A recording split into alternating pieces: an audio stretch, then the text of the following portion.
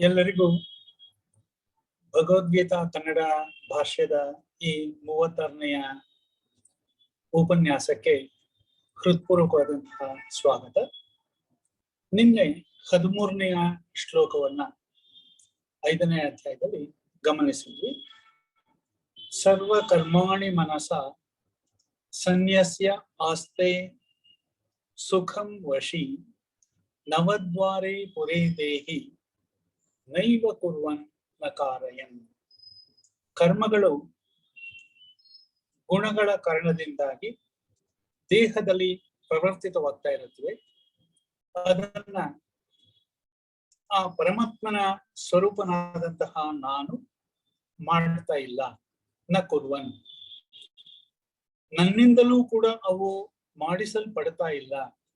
ನ ಕಾರಯನ್, ಹೀಗೆ ಯಾವ ಇಂದ್ರಿಯಗಳ ಮೇಲೆ ಹತೋಟಿಯನ್ನ ಇಟ್ಟುಕೊಂಡಿರುವ ವ್ಯಕ್ತಿ ವಶಿ, ಸರ್ವಕರ್ಮಾಣಿ ಮನಸ ಸನ್ಯಸ್ಯ, ಎಲ್ಲ ಮಾಡಬಹುದಾದ ಕರ್ಮಗಳನ್ನ ಕ್ರಿಯೆಗಳನ್ನ ಮನಸ್ಸಿನಿಂದಲೇ ಸನ್ಯಾಸವನ್ನ ಮಾಡಿ ಅದನ್ನ ಭಗವದರ್ಪಣ ಮಾಡಿ ಇರ್ತಾನೆಯೋ ಆಸ್ತೆ ಸುಖಂ ಆಸ್ತೆ, ಸುಖವಾಗಿರ್ತಾನೆಯೋ ಅಂತಹ ದೇಹಿ, ಈ ದೇಹದಲ್ಲಿ ವಾಸಿಸುವಂತಹ ಆ ಪರಮಾತ್ಮನು ನವದ್ವಾರೇ ಪುರೇ, 9 ದ್ವಾರಗಳ ಈ ಮನುಷ್ಯನ ದೇಹ ಅನ್ನುವ ಪುರದಲ್ಲಿ, ಅಯೋಧ್ಯಾಪುರಿಯಲ್ಲಿ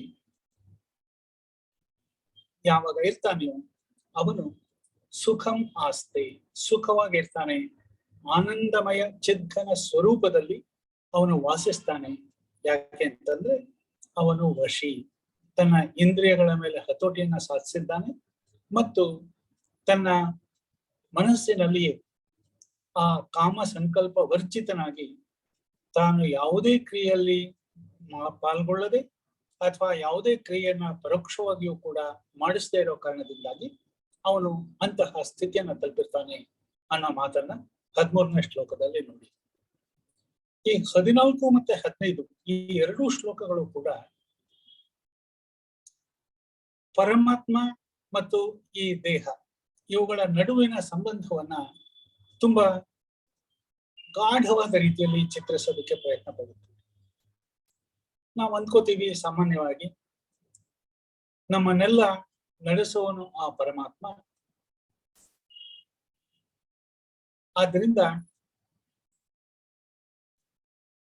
ಅವನಲ್ಲಿ ನಾವು ಎಲ್ಲವನ್ನ ಬಿಟ್ಬಿಟ್ರೆ ನಾನು ಮಾಡೋ ಕೆಲಸವೆಲ್ಲ ಸರಿ ಹೋಗ್ಬಿಡುತ್ತೆ ಅನ್ನೋ ಮಾತನ್ನ ಅಂದ್ಕೋತೀವಿ. ಅದಕ್ಕೆ ಒಂದು ಉತ್ತಮವಾದಂತಹ ವಿಚಾರವನ್ನ ಈ ಶ್ಲೋಕದಲ್ಲಿ ಕೃಷ್ಣ ಪರಮಾತ್ಮ ನಮಗೆ ತಿಳಿಸ್ಕೊಡ್ತಾ ಇದ್ದ. ಶ್ಲೋಕವನ್ನ ಗಮನ ಇಟ್ಟು ನೋಡಿ.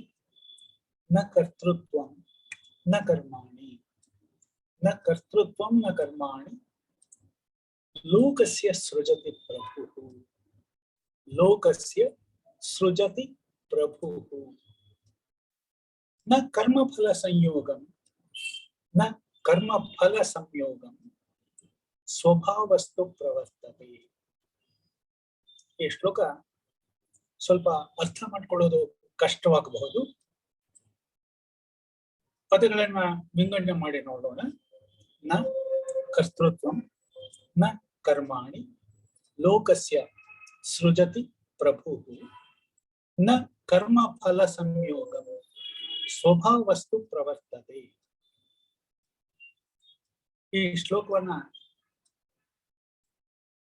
ಪ್ರೋಸ್ ಆರ್ಡರ್ ಅಲ್ಲಿ ಅಂದ್ರೆ ಅನ್ವಯ ಮುಖೇನ ಓದ್ಕೊಂಡ್ರೆ ಈ ತರ ಇರುತ್ತದೆ. ಪ್ರಭು, ಆ ಈಶ್ವರ, ನಮ್ಮ ಹೃದ್ದೇಶದಲ್ಲಿ ನೆಲೆಸಿರುವಂತಹ ಪರಮಾತ್ಮ, ಲೋಕಸ್ಯ ಮನುಷ್ಯರಿಗೆ, ಕರ್ತೃತ್ವಂ ನ ಸೃಜತಿ, ಕರ್ತೃತ್ವವನ್ನ ಸೃಷ್ಟಿ ಮಾಡಿರೋದಿಲ್ಲ. ನ ಸೃಜತಿ, ಕರ್ತೃತ್ವ ಅಂತಂದ್ರೆ ನೀನು ಈ ಕೆಲಸವನ್ನ ಹೀಗೆ ಮಾಡಬೇಕು ಅಂತ ನಿರ್ಧಾರವನ್ನ ಆ ಪರಮಾತ್ಮ ಮಾಡಿರೋದಿಲ್ಲ. ನ ಕರ್ಮಾಣಿ, ಆ ಕರ್ಮವನ್ನು ಕೂಡ ವ್ಯವಸ್ಥೆ ಮಾಡಿರೋದಿಲ್ಲ. ಇಲ್ಲಿ ಕರ್ಮ ಅಂತಂದ್ರೆ ಆ ಕರ್ಮದಿಂದ ಉದ್ಭವವಾದಂತಹ ಅನೇಕ ವಸ್ತು ವಿಶೇಷಗಳು. ಕುಂಬಾರ ಕಷ್ಟಪಟ್ಟು ಮಡಿಕೆ ಮಾಡ್ತಾನೆ. ಹಾಗೆ ಗಣಿ ಕೆಲಸ ಮಾಡುವವನು ಗಣಿಯ ಮೂಲಕ ಚಿನ್ನದ ಅದಿರನ್ನ ಶುದ್ಧೀಕರಿಸಿ ಚಿನ್ನವನ್ನು ಹೊರಗೆ ತೆಗಿತಾನೆ. ಹೀಗೆ ಇವೆಲ್ಲವೂ ಕೂಡ ಕರ್ಮಾಣಿ ಅನ್ನುವ ಪದಕ್ಕೆ ಅರ್ಥ. ನ ಕರ್ಮ ಫಲ ಸಂಯೋಗಾತ್, ಈ ಕರ್ಮಕ್ಕೆ ಈ ಫಲ ಅನ್ನುವ ಸಂಯೋಗದ ವ್ಯವಸ್ಥೆಯನ್ನು ಕೂಡ ಆ ಪರಮಾತ್ಮ ಮಾಡೋದಿಲ್ಲ. ಯಾಕೆಂತಂದ್ರೆ ಸ್ವಭಾವ ಪ್ರವರ್ತತೆ, ಮನುಷ್ಯನ ಸ್ವಭಾವ ಅಂತಂದ್ರೆ ಅವನ ಜೊತೆ ಯಾವ ಭಾವನೆಗಳು ಹುಟ್ಟಿ ಬಂದಿರುತ್ತದೆಯೋ, ಯಾವುದೋ ಆತನ ಪ್ರಕೃತಿಯಾಗಿದೆಯೋ ಅದು ಗುಣಗಳಲ್ಲಿ ಪ್ರವರ್ತಿಸ್ತಾ ಇರುತ್ತೆ. ಆದ್ದರಿಂದ ಆ ಕೆಲಸಗಳು ಆಗ್ತಾ ಹೋಗುತ್ತವೆ. ಹಿಂದೆ ಗುಣೇಶ ವರ್ತಂತೆ ಅಂತ ಯಾವ ಮಾತನ್ನ ಕೃಷ್ಣ ಪರಮಾತ್ಮ ಹೇಳಿದ್ದೋ ಅದರ ಮತ್ತೆ 2 ಮುಖಗಳನ್ನ ಇಲ್ಲಿ ತೋರಿಸ್ತಾ ಇದ್ದಾನೆ ಕೃಷ್ಣ ಪರಮಾತ್ಮ.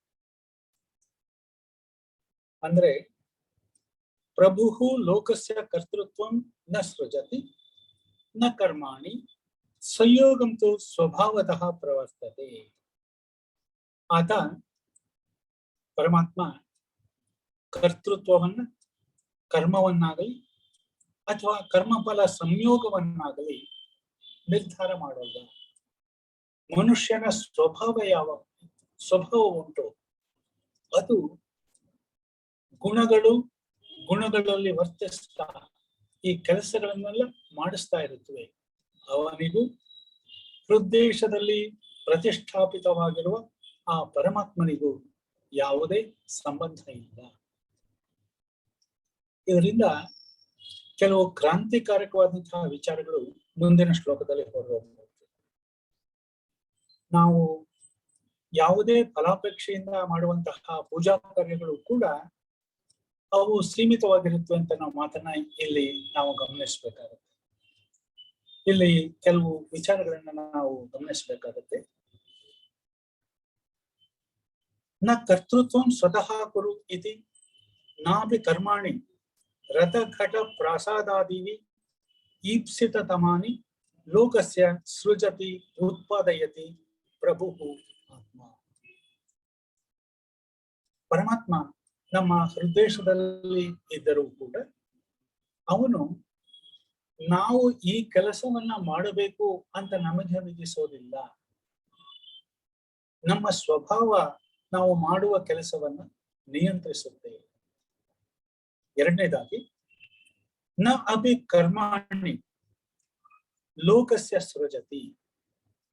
ಈ ಲೋಕದಲ್ಲಿ ಕಂಡುಬರುವ ಅನೇಕ ಕರ್ಮಗಳನ್ನು ಅಂದ್ರೆ ಫಿನಿಶ್ಡ್ ಪ್ರಾಡಕ್ಟ್ಸ್ ಅಂತ ನಾವೇನ್ ಕರಿತೀವಿ, ಅದನ್ನ ಆ ಪರಮಾತ್ಮ ನಮಗಾಗಿ ಸೃಷ್ಟಿ ಮಾಡಿ ಇಟ್ಟಿಲ್ಲ. ಯಾವ ತರದ್ದು? ರಥ ಘಟ ಪ್ರಾಸಾದಾದೀನಿ. ರಥ, ಘಟ ಕುಂಬಾರಿಕೆಯ ಮಡಿಕೆಗಳು, ಪ್ರಾಸಾದಾದೀನಿ ಬಿಲ್ಡಿಂಗ್ಸ್, ಪಲೇಶಿಯಲ್ ಬಿಲ್ಡಿಂಗ್ಸ್, ಮಹತ್ತರವಾದಂತಹ ಉತ್ತಮ ಉಪ್ಪರಿಗೆಗಳನ್ನುಳ್ಳಂತಹ ಮನೆಗಳು. ಈಪ್ಸಿತ ತಮಾನಿ ಲೋಕೆ, ನಮ್ಮ ಮನಸ್ಸಿಗೆ ಯಾವುದು ತುಂಬಾ ಹತ್ತಿರವಾದವು, ನಮ್ಮಿಂದ ಆಶಿಸಲ್ಪಡುತ್ತವೋ ಅಂತಹ ಪದಾರ್ಥಗಳನ್ನು ಕೂಡ ಆ ಪರಮಾತ್ಮ ಸೃಷ್ಟಿ ಮಾಡಿಲ್ಲ. ಅಂದ್ರೆ ಈ ಆಬ್ಜೆಕ್ಟಿವ್ ವರ್ಲ್ಡ್ ನಾವೇನ್ ನೋಡ್ತೀವಿ ಜಗತ್ತಿನಲ್ಲಿ, ಅದರ ಸೃಷ್ಟಿಯಾಗಿರೋದು ಮನುಷ್ಯರಿಂದಲೇ, ಅವರ ಸ್ವಭಾವ ಸಿದ್ಧವಾದ ಕರ್ಮಗಳಿಂದಲೇ. ಪರಮಾತ್ಮನಿಗೂ ಈ ವಿಚಾರಗಳಿಗೂ ಯಾವುದೇ ಸಂಬಂಧ ಇಲ್ಲ. ಆದರೂ ಕೂಡ ಈ ಕೆಲಸಗಳೆಲ್ಲ ಆಗ್ತಾನೆ ಇರುತ್ತವೆ. ಯಾಕೆ ಅಂತಂದ್ರೆ ಸ್ವಭಾವಸ್ತು ಪ್ರವರ್ತತೆ. ಈ ವಿಷಯಗಳಲ್ಲಿ ಮನುಷ್ಯನ ಸ್ವಭಾವ ಅಂತಂದ್ರೆ ಏನು? ಪ್ರಕೃತಿ ಅಂತಂದ್ರೆ ಏನು? ಗುಣಗಳು. ಸತ್ವ ರಜಸ್ ತಮೋ ಗುಣಗಳು ಬೇರೆ ಬೇರೆ ರೀತಿಯಲ್ಲಿ ಕ್ರಿಯಾತ್ಮಕವಾಗಿ ಯಾವಾಗ್ಲೂ ಕೂಡ ಕೆಲಸ ಮಾಡ್ತಾ ಇರೋದ್ರಿಂದ ಈ ಎಲ್ಲವೂ ಕೂಡ ಸೃಷ್ಟಿಯಾಗಿವೆ. ಆದ್ದರಿಂದ ಇದನ್ನ ಪರಮಾತ್ಮನಿಗೆ ಆರೋಪಿಸಬೇಡ. ಪರಮಾತ್ಮನಿಗೂ ಈ ಎಲ್ಲ ವಿಷಯಗಳಿಗೂ ಯಾವುದೇ ರೀತಿಯ ಸಂಬಂಧ ಇಲ್ಲ. ನಿಜವಾದ ಮಾತು ಅಂತಂದ್ರೆ ಅದನ್ನ ಮನನ ಮಾಡ್ಕೋ. ನ ಕರ್ತೃತ್ವಂ ನ ಕರ್ಮಾಣಿ ಲೋಕಸ್ಯ ಸೃಜತಿ ಪ್ರಭುಃ ನ ಕರ್ಮ ಫಲ ಸಂಯೋಗಂ ಸ್ವಭಾವಸ್ತು ಪ್ರವರ್ತತೆ. ಸ್ವಭಾವಸ್ತು ಇದನ್ನ ಪರಮಾತ್ಮ ಮಾಡದೇ ಇದ್ರೆ ಅವನು ಕರ್ತೃತ್ವವನ್ನು ಆರೋಪಿಸೋದಿಲ್ಲ, ನೀನು ಈ ಕೆಲಸವನ್ನು ಮಾಡಬೇಕು ಅಂತ ನಿರ್ಧಾರ ಮಾಡೋದಿಲ್ಲ, ಮತ್ತೆ ಈ ವಿವಿಧ ರೀತಿಯ ಜಗತ್ತಿನಲ್ಲಿ ಕಂಡು ಬರುವ ವಸ್ತುಗಳನ್ನ ಅವನು ತಯಾರಿಸಿರೋದಿಲ್ಲ. ಹಾಗೇಂತಂದ್ರೆ ಇವನ್ನೆಲ್ಲ ನಾವು ಕಾಣ್ತಾ ಇದ್ದೀವಿ, ಇದನ್ನೆಲ್ಲ ಮಾಡಿದವರು ಯಾರು ಅಂತಂದ್ರೆ ಸ್ವಭಾವ. ಸ್ವಭಾವ ಒಬ್ಬನ ನೇಚರ್, ಪ್ರಕೃತಿ. ಅದ್ಯಾವುದು? ಅವಿದ್ಯಾ ಲಕ್ಷಣ ಪ್ರಕೃತಿ ಮಾಯಾ ಪ್ರವರ್ತತೆ. ಅದೇ ಅವಿದ್ಯಾ ಲಕ್ಷಣವಾದಂತಹ ಮುಸುಕಿರುವಂತಹ, ಮಾಯೆಯಿಂದ ಮುಸುಕಿರುವಂತಹ ಆ ವ್ಯಕ್ತಿಯ ಗುಣಗಳು ಇವನ್ನೆಲ್ಲ ಅವನ ಕೈಯಲ್ಲಿ ಮಾಡಿಸುತ್ತವೆ. ತುಂಬಾ ಸುಂದರವಾದಂತಹ ಮಾತಿದು. ಇದು ಮತ್ತೆ ಮುಂದಿನ ಶ್ಲೋಕ ಇವೆರಡೂ ಕೂಡ ಕೆಲವು ತಾತ್ವಿಕ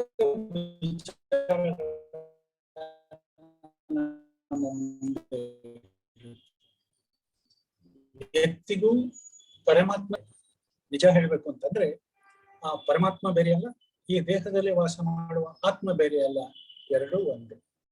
ಆದ್ರೆ ಅವಿದ್ಯಾ ಕಲ್ಪಿತವಾದಂತಹ ಆ ಪ್ರಕೃತಿ ಈ ಎಲ್ಲ ಕೆಲಸಗಳನ್ನ ಮಾಡಿಸಿದೆ.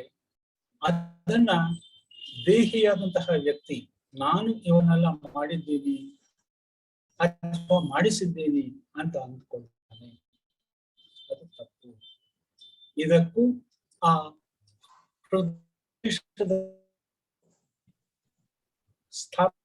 ಸ್ವಲ್ಪ ಡಿಸ್ಟರ್ಬ್ ಆಗ್ತಾ ಇದೆ, ನಿಮ್ದು ವಾಯ್ಸ್ ಬ್ರೇಕ್ ಆಗ್ತಾ ಇದೆ. ಪರಮಾತ್ಮ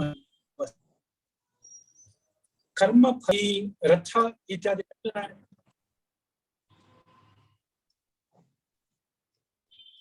ತಮ್ಮದು ವಾಯ್ಸ್ ಬ್ರೇಕ್ ಆಗ್ತಾ ಇದೆ ಗುರುಗಳೇ, ನೆಟ್ ಪ್ರಾಬ್ಲಮ್ ಇರಬೇಕು. ನೋಡ್ತೀನಿ, ಒಂದ್ ಸೆಕೆಂಡ್ ಕ್ಷಮಿಸಿ. ನೆಟ್ ಸರಿ ಇದೆಯಲ್ಲ? ಏನು ಬ್ರೇಕ್ ಆಗ್ತಾ ಇದೆ? ಓಕೆ, ಬೇರೆ ನೆಟ್ ಮೂಲಕ ಪ್ರಯತ್ನ ಪಡ್ತೀನಿ, ಇನ್ನೊಂದು ಕನೆಕ್ಷನ್ ಮೂಲಕ.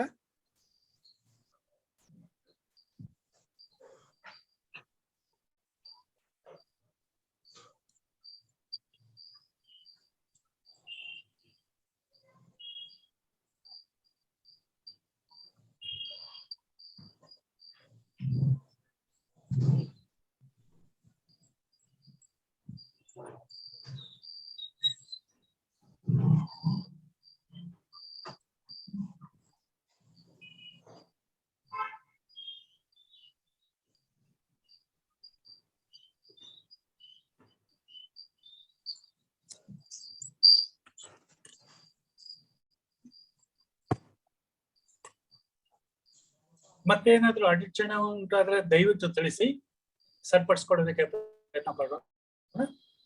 ಈಗ ಕೇಳಿಸ್ತಾ ಇದೆಯಾ? ನಮಸ್ಕಾರ. ನ ಕರ್ಮ ಫಲ ಸಂಯೋಗ. ಕರ್ಮ ಅಂತಂದ್ರೆ ಇಲ್ಲಿ ಮಾಡಿರುವಂತಹ ಕೆಲಸದಿಂದ ಉತ್ಪನ್ನವಾಗಿರುವಂತಹ ಪದಾರ್ಥಗಳು, ಅವುಗಳ ಜೊತೆ ಆ ಫಲಪ್ರಾಪ್ತಿಯ ಯೋಗವನ್ನ ಕೂಡ ಆ ಪರಮಾತ್ಮ ಇದಕ್ಕೆ ಇದೇ ಫಲ ಅಂತ ನಿರ್ಣಯ ಮಾಡೋದಿಲ್ಲ. ಇದು ಪರಮಾತ್ಮನ ಕೆಲಸವಲ್ಲ. ಇದು ಆಗ್ತಾ ಇರೋದು ಪ್ರಕೃತಿ, ಅವಿದ್ಯಾ ಲಕ್ಷಣ ಪ್ರಕೃತಿ. ಅವಿದ್ಯೆಯನ್ನೇ ತನ್ನ ಲಕ್ಷಣವಾಗಿ ಹೊಂದಿರುವ ಪ್ರಕೃತಿ ಅಂದ್ರೆ ಸ್ವಭಾವ, ಅದರ ಕಾರಣದಿಂದಾಗಿ ಇವೆಲ್ಲ ಆಗ್ತಾ ಇವೆ. ಇದನ್ನ ಪರಮಾತ್ಮನಲ್ಲಿ ಆರೋಪಿಸಬೇಡಿ ಅನ್ನೋ ಮಾತನ್ನ ಕೃಷ್ಣ ಪರಮಾತ್ಮ ಇಲ್ಲಿ ತಿಳಿಸ್ಕೊಡ್ತಾ ಇದ್ದಾನೆ. ಇದು ಜ್ಞಾನಿ ಮತ್ತೆ ಅಜ್ಞಾನಿ ಇವರಿಬ್ಬರ ನಡುವಿನ ಭೇದವನ್ನ ಈ ಶ್ಲೋಕದಲ್ಲಿ ತಿಳಿಸಿಕೊಡ್ತಾ ಇದ್ದಾನೆ. ನ ಕರ್ತೃತ್ವಂ ನ ಕರ್ಮಾಣಿ ಲೋಕಸ್ಯ ಸೃಜತಿ ಪ್ರಭುಃ ನ ಕರ್ಮ ಫಲ ಸಂಯೋಗ ಸ್ವಭಾವಸ್ತು ಪ್ರವರ್ತತೆ. ಈ ಎಲ್ಲ ವಿಚಾರಗಳಲ್ಲಿಯೂ ಕೂಡ ಪ್ರಭಾವಶಾಲಿಯಾದದ್ದು ಸ್ವಭಾವ. ಆ ಸ್ವಭಾವ ಅಂತಂದ್ರೆ ಯಾವುದು? ಅವಿದ್ಯಾ ಲಕ್ಷಣವಾದಂತಹ ಪ್ರಕೃತಿ, ಅದನ್ನೇ ಮಾಯಾ ಅಂತ ಕರಿತೀವಿ. ಆ ಮಾಯೆ ಮುಸುಕಿರುವ ಕಾರಣದಿಂದಾಗಿ ನಾವು ತಥ್ಯವನ್ನ ತಿಳಿದುಕೊಳ್ಳೋದಕ್ಕೆ ಸಾಧ್ಯವಾಗ್ತಾ ಇಲ್ಲ. ಇದು ಸ್ಥಾಪಿತವಾದಂತಹ ಮಾತು. ಮುಂದೆ 15ನೇ ಶ್ಲೋಕದಲ್ಲಿಯೂ ಕೂಡ ಇದೇ ವಿಚಾರವನ್ನ ಮತ್ತಷ್ಟು ವಿಶದಪಡಿಸ್ತಾ ಇದ್ದಾನೆ ಕೃಷ್ಣ ಪರಮಾತ್ಮ. ನಾದತ್ತೇ ಕಸ್ಯಚಿತ್ ಪಾಪಂ ನ ಚೈವ ಸುಕೃತಂ ವಿಭುಃ ಅಜ್ಞಾನೇನ ಆವೃತಂ ಜ್ಞಾನಂ ತೇನ ಮುಹ್ಯಂತೆ ಜಂತವಃ. ತುಂಬಾ ವಿಚಾರ ಪರಿಪ್ಲುತವಾದಂತಹ ಮಾತು. ನ ಆದತ್ತೆ ಕಸ್ಯಚಿತ್ ಪಾಪಂ. ಪರಮಾತ್ಮ ಯಾರಿಗೂ ಕೂಡ ಪಾಪವನ್ನ ಕೊಡೋದಿಲ್ಲ. ಅಂದ್ರೆ ನೀನು ಮಾಡಿದ ಕೆಲಸ ಪಾಪಕೃತವಾದದ್ದು ಅಂತ ಬೈಯೋದಿಲ್ಲ. ನ ಚೈವ ಸುಕೃತಂ ವಿಭುಃ. ನೀನು ಮಾಡಿದ ಕೆಲಸ ತುಂಬಾ ಒಳ್ಳೇದು ಅಂತ ಬೆನ್ನು ಕೂಡ ತಟ್ಟೋದಿಲ್ಲ.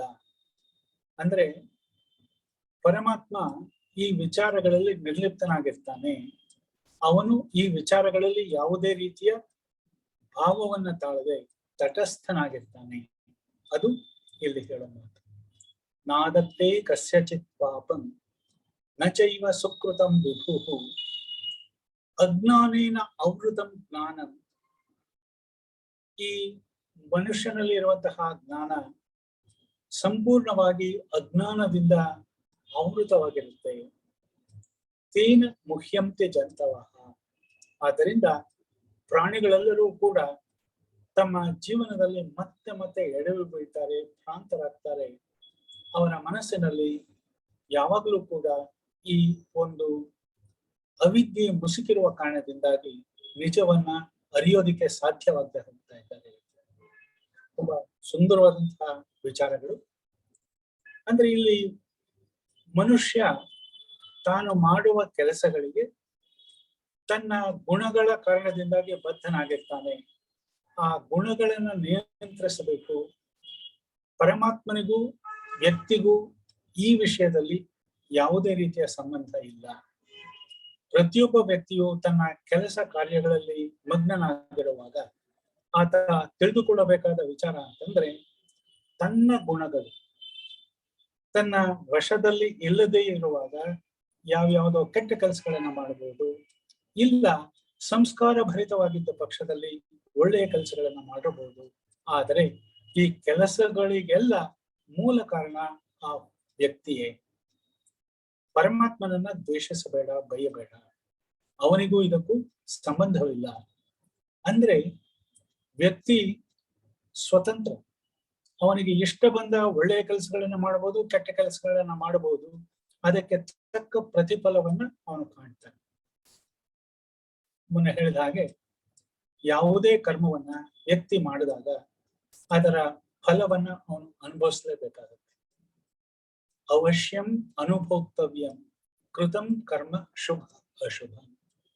ಒಳ್ಳೆಯದಾಗ್ಲಿ ಕೆಟ್ಟದ್ದಾಗ್ಲಿ ಮಾಡಿದ ಕೆಲಸವನ್ನ ಅದರ ಫಲವನ್ನ ವ್ಯಕ್ತಿ ತಾನೇ ಅನುಭವಿಸ್ತಾನೆ.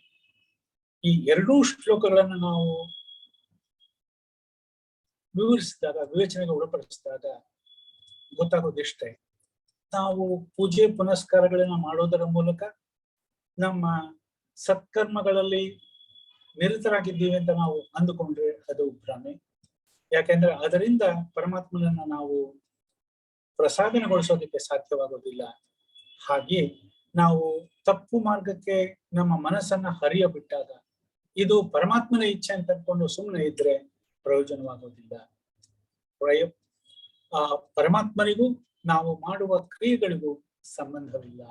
ಮಧ್ಯದಲ್ಲಿ ಈ ಪ್ರಕೃತಿ ಅಂತ ಅನ್ನೋದೊಂದಿದೆ. ಅದು ಮಾಯೆ, ಅವಿದ್ಯಾಪೂರ್ಣವಾದದ್ದು. ಆ ಮುಸುಕನ್ನ ತೆಗೆಯುವ ತನಕ, ನಮ್ಮ ಕಣ್ಣುಗಳಿಂದ ಆ ಮುಸುಕು ಜಾರಿ ಬೀಳೋ ತನಕ, ಎಲ್ಲಿಯ ತನಕ ಪರಮಾತ್ಮನ ಸಾಕ್ಷಾತ್ಕಾರವಾಗೋದಿಲ್ಲವೋ ಅಲ್ಲಿಯ ತನಕ ಆ ಮಾಯೆ ಹಾಗೆ ಇರುತ್ತೆ. ಆದ್ದರಿಂದ ನಾವು ನಮ್ಮ ದೈನಂದಿನ ಚಟುವಟಿಕೆಗಳನ್ನ ನಡೆಸುವಾಗ ಬರೀ ಗುಣಗಳೇ ಆ ಸ್ವಭಾವದ ಮೂಲಕ ಪ್ರವರ್ತಿಸ್ತಾ ಇರುತ್ತವೆ, ತಮ್ಮ ತಮ್ಮ ಕೆಲಸಗಳನ್ನ ಮಾಡ್ತಾ ಇರುತ್ತವೆ. ಅದಕ್ಕೆ ನಾವು ಪರಮಾತ್ಮನನ್ನ ಹೊಣೆ ಮಾಡುವ ಹಾಗಿಲ್ಲ. ಯಾವುದೋ ಒಂದು ಸಂದರ್ಭದಲ್ಲಿ ಯಾವುದೋ ಕೆಟ್ಟ ಕೆಲಸವನ್ನು ನಾವು ಮಾಡಿದ್ವಿ ಅಂತಂದ್ರೆ ಆ ಕೆಟ್ಟ ಕೆಲಸಕ್ಕೂ ನಾವೇ ಹೊಣೆ ಆಗಿರ್ತೀವಿ, ಒಳ್ಳೆಯ ಕೆಲಸಕ್ಕೂ ನಾವೇ ಹೊಣೆ ಆಗಿರ್ತೀವಿ. ವಿಚಕ್ಷಣತೆಯಿಂದ, ಸಾವಧಾನದಿಂದ ನಾವು ಆಲೋಚನೆ ಮಾಡಿದಾಗ ಈ ಮಾತು ಸ್ಪಷ್ಟವಾಗಿ ಗೋಚರವಾಗುತ್ತೆ. ಇಲ್ಲಿ ಶ್ಲೋಕವನ್ನು ನೋಡಿ, ನಾದತ್ತೆ ಕಸ್ಯಚಿತ್ ಪಾಪಂ, ಕಸ್ಯಚಿತ್ ಯಾರಿಗೂ ಕೂಡ, ಯಾವ ವ್ಯಕ್ತಿಗೂ ಕೂಡ, ಪಾಪಂ ನ ಆದತ್ತೆ ಪಾಪವನ್ನ ತುಂಬೋದಿಲ್ಲ, ಕೊಡೋದಿಲ್ಲ. ನಚ ಏವ ಸುಕೃತಂ ವಿಭು, ವಿಭು ಅಂತಂದ್ರೆ ಪರಮಾತ್ಮ, ಅವನು ಸುಕೃತವನ್ನು ಕೊಡೋದಿಲ್ಲ. ಸುಕೃತ ಅಂತಂದ್ರೆ ಸುಷ್ಟುಕೃತಂ ಸುಕೃತಂ, ಒಳ್ಳೆಯದನ್ನ ಮಾಡಿದ್ದು. ಅಜ್ಞಾನೇನ ಆವೃತಂ ಜ್ಞಾನಂ, ಅಜ್ಞಾನದಿಂದ ಜ್ಞಾನ, ಅವಿದ್ಯೆಯಿಂದ ತಮಸ್ಸಿನಿಂದ ಕತ್ತಲಿನಿಂದ ನಮ್ಮ ಜ್ಞಾನ ಮುಸುಕಿದೆ. ಇದಕ್ಕೆ ಈಶಾವಾಸ್ಯದಲ್ಲಿ ಒಂದು ಮಂತ್ರ ಬರುತ್ತೆ, ಹಿರಣ್ಮಯೇನ ಪಾತ್ರೇಣ ಸತ್ಯಸ್ಯ ಅಭಿಹಿತಂ ಮುಖಂ ತತ್ವಂ ಪೂಷನ್ ಅಪಾವೃಡು ಸತ್ಯ ಧರ್ಮಾಯ ದೃಷ್ಟಯೇ. ಎಲೈ ಸೂರ್ಯ ಭಗವಾನ್, ನೀನು ಹಿರಣ್ಮಯ ಅಂದರೆ ಚಿನ್ನದ ಲೇಪದಿಂದ ಕೂಡಿರುವಂತಹ ಪಾತ್ರೆ, ಅದರಿಂದ ಮುಚ್ಚಲ್ಪಟ್ಟಿರುವ ಆ ಸತ್ಯದ ಬಾಗಿಲನ್ನ ತೆಗೆ. ಯಾಕೆ ಅಂತಂದ್ರೆ ಸತ್ಯ ಧರ್ಮಾಯ ದೃಷ್ಟಯೇ, ಸತ್ಯ ಮತ್ತು ಧರ್ಮ ಅವುಗಳನ್ನು ನಾನು ಕಾಣುವಂತಾಗಲು ಈ ಚಿನ್ನದಿಂದ ಹೊರ ಪದರದಲ್ಲಿ ಮುಚ್ಚಲ್ಪಟ್ಟಿರುವಂತಹ ಆ ಸತ್ಯದ ಮುಖವನ್ನ ನನಗೆ ಅಪಾವೃನು ತೆಗೆದು ತೋರಿಸು. ಇಲ್ಲಿ ಅದೇ ರೀತಿಯ ಒಂದು ಮುಸುಕನ್ನ ಇಲ್ಲಿ ಕೃಷ್ಣ ಪರಮಾತ್ಮ ಸೂಚಿಸ್ತಾನೆ. ಅಜ್ಞಾನೇನ ಆವೃತಂ ಜ್ಞಾನಂ, ನನ್ನ ಮನಸ್ಸಿನಲ್ಲಿ ಇರುವಂತಹ ಜ್ಞಾನ ಅದು ಅಜ್ಞಾನದಿಂದ ಮುಚ್ಚಲ್ಪಟ್ಟಿದೆ. ಅದನ್ನ ತೆಗೆದು ನೋಡಿದಾಗ ಮಾತ್ರ ನಮಗೆ ಸತ್ಯ ಕಾಣುತ್ತೆ. ಈ ಅಜ್ಞಾನ ನಮ್ಮನ್ನ ಮುಸುಕಿರುವ ಕಾರಣದಿಂದ ಎಲ್ಲರೂ ಕೂಡ ನಾವು ಮೋಹಗೊಂಡಿರ್ತೀವಿ. ಮುಹ್ಯಂತಿ ತೇನ ಮುಹ್ಯಂತಿ, ಅದರಿಂದ ನಮ್ಮ ಮನಸ್ಸು ಸಂಪೂರ್ಣವಾಗಿ ಬೇರೆ ರೀತಿ ಕೆಲಸಗಳನ್ನ ಮಾಡಿಸುತ್ತೆ. ಈ ಮಾತು ಇಲ್ಲಿ ಕೃಷ್ಣ ಪರಮಾತ್ಮ ಮಾಡ್ತಾ ಇರೋದು ತುಂಬಾ ಸಂದರ್ಭೋಚಿತವಾಗಿದೆ. ಈ ಎರಡೂ ಶ್ಲೋಕಗಳು 14 ಮತ್ತು 15 ಮನುಷ್ಯ ತಾನು ಮಾಡುವ ಕ್ರಿಯೆಗಳಿಗೆ ತಾನೇ ಹೊಣೆಗಾರ. ಆದ್ದರಿಂದ ಅವನು ಆ ಸತ್ಯದ ರೀತಿಯಲ್ಲಿ ನಡೆದಾಗ ಅವನ ಜ್ಞಾನಕ್ಕೆ ಮುಸುಕಿರುವಂತಹ ಕತ್ತಲೆಯನ್ನ, ಅಜ್ಞಾನವನ್ನ ಹೊಡೆದೋಡಿಸೋದಕ್ಕೆ ಸಮರ್ಥವಾಗಿದೆ. ಅದಕ್ಕೆ ಅವಕಾಶ ಮಾಡಿಕೊಡ್ಬೇಕು. ಇಲ್ಲಿ ಒಂದು ಮಾತನ್ನ ಶಂಕರ್ ಹೇಳ್ತಾರೆ, ಕಿಮರ್ಥಂ ತರ್ಹಿ ಭಕ್ತೈಹಿ ಪೂಜಾದಿ ಲಕ್ಷಣಂ ಯಾಗ ದಾನ ಹೋಮಾದಿಕಂ ಚ ಸುಕೃತಂ ಪ್ರಯೋಜ್ಯತೆ ಇತಿ. ಹಾಗಿದ್ದ ಮೇಲೆ ಈ ಒಂದು ಮಾತನ್ನ ನಾವು ಒಪ್ಕೊಂಡು ಬಿಟ್ರೆ, ಭಕ್ತರು ಪೂಜೆ ಮುಂತಾದಂತಹ ಯಾಗ ದಾನ ಹೋಮ ಇತ್ಯಾದಿಗಳಿಂದ ಸುಕೃತವನ್ನ ಮಾಡ್ತಾರೆ. ಅದಕ್ಕೆ ಕೃಷ್ಣ ಪರಮಾತ್ಮ ನೇರವಾದ ಉತ್ತರವನ್ನ ಕೊಡ್ತಾನೆ. ಅಜ್ಞಾನೇನ ಆವೃತಂ ಜ್ಞಾನಂ ವಿವೇಕ ವಿಜ್ಞಾನಂ ತೇನ ಮುಖ್ಯಂತಿ. ಅವರ ಮನಸ್ಸನ್ನ ಸುತ್ತಿರುವಂತಹ ಈ ಕತ್ತಲು, ಅಜ್ಞಾನ ಅನ್ನುವ ಕತ್ತಲು ಇದಕ್ಕೆ ಕಾರಣ. ಯಾಕೆಂತಂದ್ರೆ ಕರೋಮಿ ನಾನ್ ಮಾಡ್ತೀನಿ, ಕಾರಯಾಮಿ ನಾನ್ ಮಾಡಿಸ್ತೀನಿ, ಭೋಕ್ಷ್ಯೆ ನಾನು ಎಲ್ಲರಿಗೂ ಅನ್ನ ಹಾಕ್ತೀನಿ, ಭೋಜನ ಮಾಡ್ತೀನಿ, ಭೋಜಯಾಮಿ ಅವ್ರಿಗೆ ಸಂತರ್ಪಣೆ ಮಾಡಿಸ್ತೀನಿ, ಇಂತಹ ಇತ್ಯೇವಂ ಮೋಹಂ ಗಚ್ಚಂತಿ. ಹೀಗೆಲ್ಲ ಅಂದುಕೊಂಡು ಒಂದು ಭ್ರಮೆಯ ಪ್ರಪಂಚದಲ್ಲಿ ಮುಳುಗಿ ಬಿಡ್ತಾರೆ. ಯಾರು? ಅವಿವೇಕಿನಃ ಸಂಸಾರಿಣ, ವಿವೇಕ ಇಲ್ಲದಂತಹ ಸಂಸಾರಸ್ಥರು ಇಂತಹ ಒಂದು ಪರಿಸ್ಥಿತಿಗೆ ಸಿಕ್ಕೊಂಡ್ಬಿಡ್ತಾರೆ. ಅದು ಅಗತ್ಯ ಇಲ್ಲ. ಅಂದ್ರೆ ಮಾಡುವ ಕೆಲಸವೆಲ್ಲ ಆಗೋದು ನಮ್ಮ ಸ್ವಭಾವದಿಂದ. ಆ ಸ್ವಭಾವ ಅಂದ್ರೆ ಪ್ರಕೃತಿ, ಅದು ತ್ರಿಗುಣಾತ್ಮಕವಾದದ್ದು, ಸತ್ವರಜಸ್ತಮೋ ಗುಣಗಳಿಂದ ಕೂಡಿದ್ದು. ಆ ಗುಣಗಳು ಈ ಕೆಲಸವನ್ನೆಲ್ಲ ಮಾಡಿಸುತ್ತವೆ, ಅದರ ಕರ್ತೃತ್ವ ನನ್ನದು ಅನ್ನುವ ಮಾತು ಸುಳ್ಳು. ಆ ಮಾತನ್ನ ಯಾವಾಗ ನಾನು ಅರ್ಥ ಮಾಡ್ಕೋತೀನೋ ಆವಾಗ ಆ ಮನಸ್ಸನ್ನ ಕವಿದಿರುವಂತಹ ಕತ್ತಲೆ, ಬುದ್ಧಿಯನ್ನ ಕವಿದಿರುವಂತಹ ಕತ್ತಲೆ ನನ್ನಿಂದ ಹೊರಬೀಳುತ್ತೆ. ಎಲ್ಲಿಯ ತನಕ ಆ ಕರ್ತೃತ್ವ ಬುದ್ಧಿ ನಮ್ಮಲ್ಲಿ ಉಳಿಯುತ್ತೆ, ಕರೋಮಿ ಕಾರ್ಯಾಮಿ, ನಾನ್ ಮಾಡ್ತೀನಿ, ನಾನ್ ಮಾಡಿಸ್ತೀನಿ, ಭೋಕ್ಷೆ ಭೋಜಯಾಮಿ, ನಾನು ತಿಂತೀನಿ, ಬೇರೆಯವ್ರಿಗೆ ಸಂತರ್ಪಣೆಯಿಂದ ಊಟ ಹಾಕಿಸ್ತೀನಿ, ಹೀಗೆ ಯಾರು ಅಂದ್ಕೋತಾರೋ ಅವರು ಮೋಹದಿಂದ ಅವರು ತರಾಗಿದ್ದಾರೆ. ಯಾವ ಮೋಹ? ನನ್ನದು ಅನ್ನುವ ಮೋಹ, ಮಮತ್ವ ಭಾವ. ಎಲ್ಲಿಯ ತನಕ ಅದು ಇವರ ಮನಸ್ಸಿನಿಂದ ದೂರವಾಗೋದಿಲ್ಲ, ಅಲ್ಲಿಯ ತನಕ ಅವರ ಅವಿವೇಕಿತನ ಹಾಗೆ ಮುಂದುವರಿಯುತ್ತೆ. ಆದ್ರಿಂದ ಇವರು ಮತ್ತೆ ಮತ್ತೆ ಸಂಸಾರದಲ್ಲಿ ಸಿಕ್ಕಿ ಬಿಡುತ್ತಾರೆ. ತುಂಬಾ ಸುಂದರವಾದಂತಹ ಶ್ಲೋಕಗಳು ಇವೆರಡೂ ಕೂಡ. ಮತ್ತೆ ಮತ್ತೆ ಇದನ್ನ ನಾವು ಮನನ ಮಾಡಿಕೊಂಡು ಅದರ ಮೇಲೆ ಆ ವಿಚಾರವಾಗಿ ಆಲೋಚನೆ ಮಾಡಿದಾಗ ಅದರ ತಥ್ಯ ನಮಗೆ ಸ್ಫುಟವಾಗಿ ಗೋಚರವಾಗುತ್ತೆ. ಮುಂದಿನ ಶ್ಲೋಕದಲ್ಲಿ ನೋಡಿ,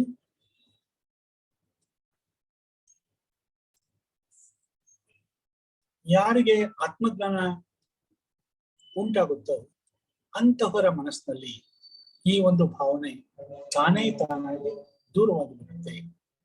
ಆ ವಿಚಾರ ಇಲ್ಲಿ ಪ್ರಸ್ತಾಪವಾಗಿದೆ. ಜ್ಞಾನೇನತು ತದಜ್ಞಾನ ಯೇಷಾಂ ನಾಶ್ರಿತಮಾತ್ಮನಃ ತೇಷಾಂ ಆದಿತ್ಯವತ್ ಜ್ಞಾನಂ ಪ್ರಕಾಶಯತಿ ತತ್ಪರಂ. ತುಂಬಾ ಸುಂದರವಾದಂತಹ ಉದಾಹರಣೆ. ಇಡೀ ಜಗತ್ತನ್ನ ಕತ್ತಲೆ ವ್ಯಾಪಿಸಿರುತ್ತೆ, ಸೂರ್ಯೋದಯ ಆಗುತ್ತೆ. ಸೂರ್ಯ ಪೂರ್ವದಲ್ಲಿ ಕಾಣ್ತಾ ಇದ್ದ ಹಾಗೆ ಆ ಇಡೀ ಜಗತ್ತನ್ನ ಯಾವ ತಮಸ್ಸು, ಕತ್ತಲು ವ್ಯಾಪಿಸಿರುತ್ತೋ ಅದು ತುಂಬಾ ಕ್ಷಿಪ್ರವಾಗಿ ನಾಶವಾಗಿ ಬೆಳಕು ಮೂಡುತ್ತೆ. ಹಾಗೆಯೇ ಜ್ಞಾನೇನತು ತದಜ್ಞಾನಂ ಯೇಷಾಂ ನಾಶಿತಮಾತ್ಮನಃ, ಯಾರ ಮನಸ್ಸಿನಲ್ಲಿ ಆ ಜ್ಞಾನದ ಪ್ರಭೆ ಬೆಳಗುತ್ತದೆಯೋ ಆ ಪ್ರಭೆಯ ಮೂಲಕ ಅವರ ಮನಸ್ಸಿನಲ್ಲಿ ಕವಿದಿರುವಂತಹ ಅಜ್ಞಾನ ಅನ್ನುವ ಕತ್ತಲು ನಾಶವಾಗ್ತಾ ಹೋಗುತ್ತೆ. ತೇಷಾಂ ಆದಿತ್ಯವತ್ ಜ್ಞಾನಂ ಪ್ರಕಾಶಯತಿ ತತ್ಪರಂ. ಆ ಪರಾವಸ್ತುವನ್ನ, ಆ ಆತ್ಮವಸ್ತುವನ್ನ ಈ ಜ್ಞಾನ ಅನ್ನುವ ಬೆಳಕು ತುಂಬಾ ಶೀಘ್ರದಲ್ಲಿ ಚೆನ್ನಾಗಿ ನೋಡೋದಕ್ಕೆ ತೋರಿಸಿಕೊಡುತ್ತೆ. ಇಲ್ಲಿ ಸೂರ್ಯನ ಉದಾಹರಣೆಯನ್ನು ಕೊಟ್ಟು ಕೃಷ್ಣ ಪರಮಾತ್ಮ ಈ ವಿಚಾರವನ್ನ ಹೇಳ್ತಾನೆ. ಜ್ಞಾನೇನತು ಏನ ಅಜ್ಞಾನೇನ ಆವೃತ ಮುಹ್ಯಂತೆ ಜಂತವಃ ತತ್ ಅಜ್ಞಾನಂ ಯೇಷಾಂ ಜಂತೂನಾಂ ವಿವೇಕ ಜ್ಞಾನೇನ ಆತ್ಮ ವಿಷಯೇಣ ನಾಶಿತಂ ಆತ್ಮನಃ ಭವತಿ ತೇಷಾಂ, ಅಂತಹವರ ಆದಿತ್ಯವತ್, ಒತ್ ಅಂತಂದ್ರೆ ತರಹ ಅನ್ನೋ ಅರ್ಥ. ಹೇಗೆ ಆದಿತ್ಯ ಸೂರ್ಯ ಎಲ್ಲ ಕತ್ತಲೆಯನ್ನು ಕಳೆದು ಎಲ್ಲ ವಸ್ತುಗಳನ್ನ ಚೆನ್ನಾಗಿ ಕಾಣುವಂತೆ ತೋರಿಸಿಕೊಡ್ತಾನ ತನ್ನ ಬೆಳಕಿನ ಕಿರಣಗಳಿಂದ, ಹಾಗೆಯೇ ಈ ಜ್ಞಾನವೂ ಕೂಡ ನಾವು ನೋಡಬೇಕಾದ ವಸ್ತುವನ್ನ ಎಲ್ಲವನ್ನ ಪ್ರಕಾಶಮಯವಾಗಿ ನಮಗೆ ತೋರಿಸಿಕೊಡುತ್ತೆ ತನ್ನ ಜ್ಞಾನದ ಪ್ರಭೆಯಿಂದ. ಅದು ಯಾವುದು? ತತ್ ಪರಂ ಪರಮಾರ್ಥ ತತ್ವ. ಆ ಪರಮಾತ್ಮ ಅನ್ನುವ ತತ್ವವನ್ನ ಈ ಜ್ಞಾನ ಅನ್ನುವ ಬೆಳಕು ಕತ್ತಲೆಯನ್ನ ಹೊಡೆದೋಡಿಸಿ ಮನಸ್ಸಿನಲ್ಲಿರುವ ಅಜ್ಞಾನದ ಎಲ್ಲ ಛಾಯೆಗಳನ್ನ ಬಡಿದೆಬ್ಬಿಸಿ ಹೊರಕ್ಕೆ ಕಳಿಸಿ ಈ ಪರಮಾತ್ಮ ಅನ್ನುವ ತತ್ವವನ್ನ ನಮಗೆ ತೋರಿಸಿಕೊಡುತ್ತೆ. ಯಾವುದದು? ಜ್ಞಾನ. ಈ ಇಡೀ ಅಧ್ಯಾಯದಲ್ಲಿ ಜ್ಞಾನ ಅಂತ ಅನ್ನೋ ಪದ ಅದೆಷ್ಟು ಸಾರಿ ಬಂದಿದೆ. ಯಾಕೆಂತಂದ್ರೆ ಜ್ಞಾನಕ್ಕೆ ಅಷ್ಟು ಪ್ರಾಮುಖ್ಯ ಈ ಒಂದು ಅಧ್ಯಾಯದಲ್ಲಿ. ಮತ್ತೆ ಭಗವದ್ಗೀತೆಯಲ್ಲಿಯೂ ಕೂಡ ಸುಮಾರು 32 ಸಲ ಆ ಜ್ಞಾನ ಅಂತ ಅನ್ನೋ ಪದವನ್ನ ಕೃಷ್ಣ ಪರಮಾತ್ಮ ಬಳಸಿದ್ದಾರೆ. ಜ್ಞಾನೇನತು ತದಜ್ಞಾನಂ ಯೇಷಾಂ ನಾಶಿತಮಾತ್ಮನಃ ತೇಷಾಂ ಆದಿತ್ಯವತ್ ಜ್ಞಾನಂ ಪ್ರಕಾಶಯತಿ ತತ್ಪರಂ. ತುಂಬಾ ಸುಂದರವಾದಂತಹ ಉದಾಹರಣೆ ಕೂಡ. ಮುಂದಿನ ಶ್ಲೋಕದಲ್ಲಿ ಯಾವ ಆ ಪರಾವಸ್ತು ಅಂದ್ರೆ ಪರಮಾತ್ಮ ಜ್ಞಾನದಿಂದ ತಿಳಿಸಲ್ಪಟ್ಟಿದೆಯೋ ಅದು ಹೇಗಿರುತ್ತೆ ಅಂತ ಅನ್ನೋದನ್ನ ವರ್ಣಿಸ್ತಾನೆ. ತದ್ಬುದ್ಧಯ ತದಾತ್ಮಾನಃ ತನ್ನಿಷ್ಠಾ ತತ್ಪರಾಯಣಾಃ ಗಚ್ಚಂತಿ ಅಪುನರಾವೃತ್ತಿಂ ಜ್ಞಾನ ನಿರ್ಧೂತ ಕಲ್ಮಷಾಃ. ಜ್ಞಾನ ನಿರ್ಧೂತ ಕಲ್ಮಷಾಃ. ಜ್ಞಾನದಿಂದ ಯಾರ ಪಾಪ ಕೊಳೆ ಎಲ್ಲವೂ ಕೂಡ ಹೊಡೆದೋಡಿಸಲ್ಪಟ್ಟಿರುತ್ತದೆಯೋ ಅಂತಹವರು ಜ್ಞಾನ ನಿರ್ಧೂತ ಕಲ್ಮಷಾಃ. ಜ್ಞಾನ ನಿರ್ಧೂತ ಕೊಳೆಗಳನ್ನೆಲ್ಲ ಹೋಗಲಾಡಿಸಿಕೊಂಡಿರೋದು. ಕಲ್ಮಷಾಃ ಅಂತಂದ್ರೆ ಕೊಳೆಗಳು, ನಿರ್ಧೂತ ಹೋಗಲಾಡಿಸಲ್ಪಟ್ಟಿರುವಂತಹ. ಯಾರಿಂದ ಈ ಕಶ್ಮಲಗಳೆಲ್ಲವೂ ಹೊಡೆದೋಡಿಸಲ್ಪಟ್ಟಿರುತ್ತವೆಯೋ ಜ್ಞಾನದಿಂದ ಅಂತಹ ಜನ ಜ್ಞಾನ ನಿರ್ಧೂತ ಕಲ್ಮಷಾಃ ನ ಗಚ್ಚಂತಿ ಪುನರಾವೃತ್ತಿ. ಇಂತಹವರು ಸಂಸಾರದ ಚಕ್ರಕ್ಕೆ ಸಿಲುಕೋದಿಲ್ಲ. ಪುನಃ ಆವೃತ್ತಿ ನ ಗಚ್ಚಂತಿ. ಆ ಸಂಸಾರದ ಯಾವ ಚಕ್ರ ಇದೆ ಅದು ಅಲ್ಲಿಯೇ ನಿಂತು ಬಿಡುತ್ತೆ. ಅದು ಪುನರಾವೃತ್ತಿ ಆಗೋದಿಲ್ಲ.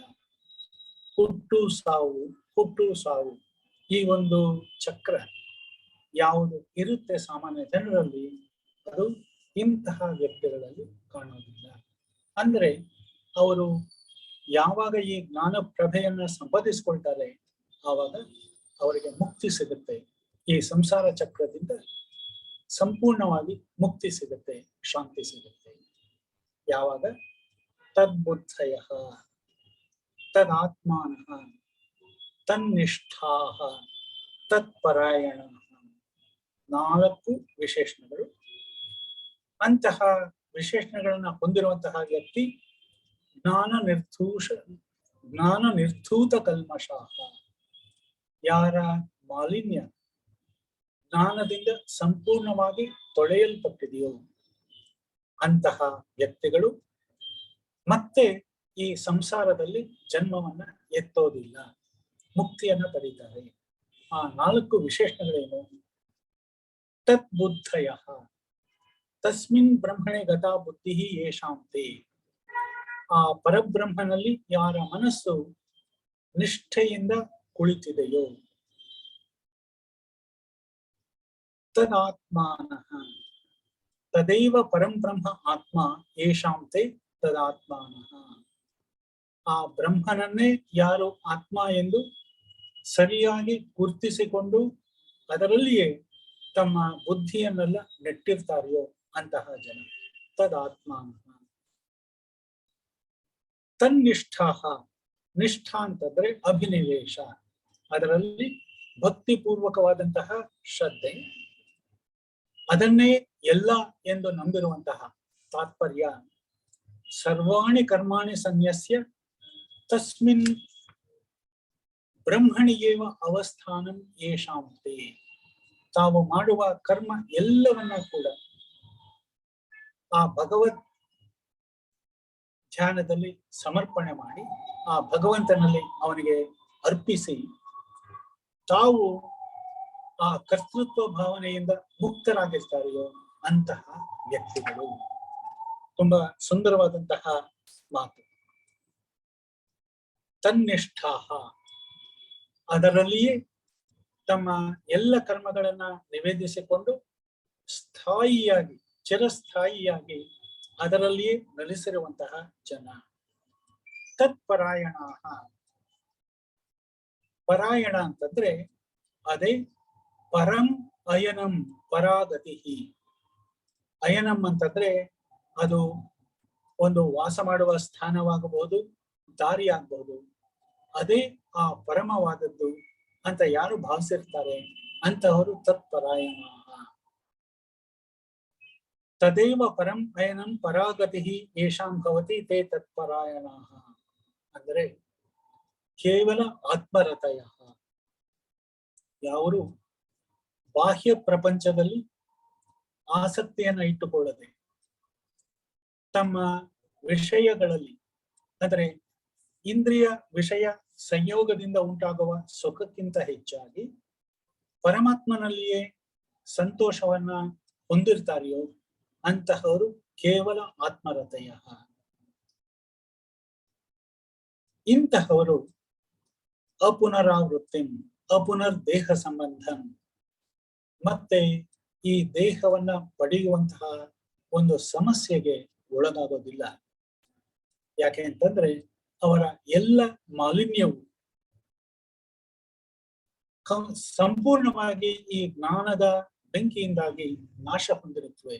ಆದ್ದರಿಂದ ಅವರು ಈ ಸಂಸಾರದಲ್ಲಿ ಮತ್ತೆ ಜನ್ಮವನ್ನ ತಾಳೋದಿಲ್ಲ. ತುಂಬಾ ಸುಂದರವಾದಂತಹ ಮಾತು. ಈ ಶ್ಲೋಕವನ್ನ ಇನ್ನೊಂದ್ಸಲ ನೋಡಿ.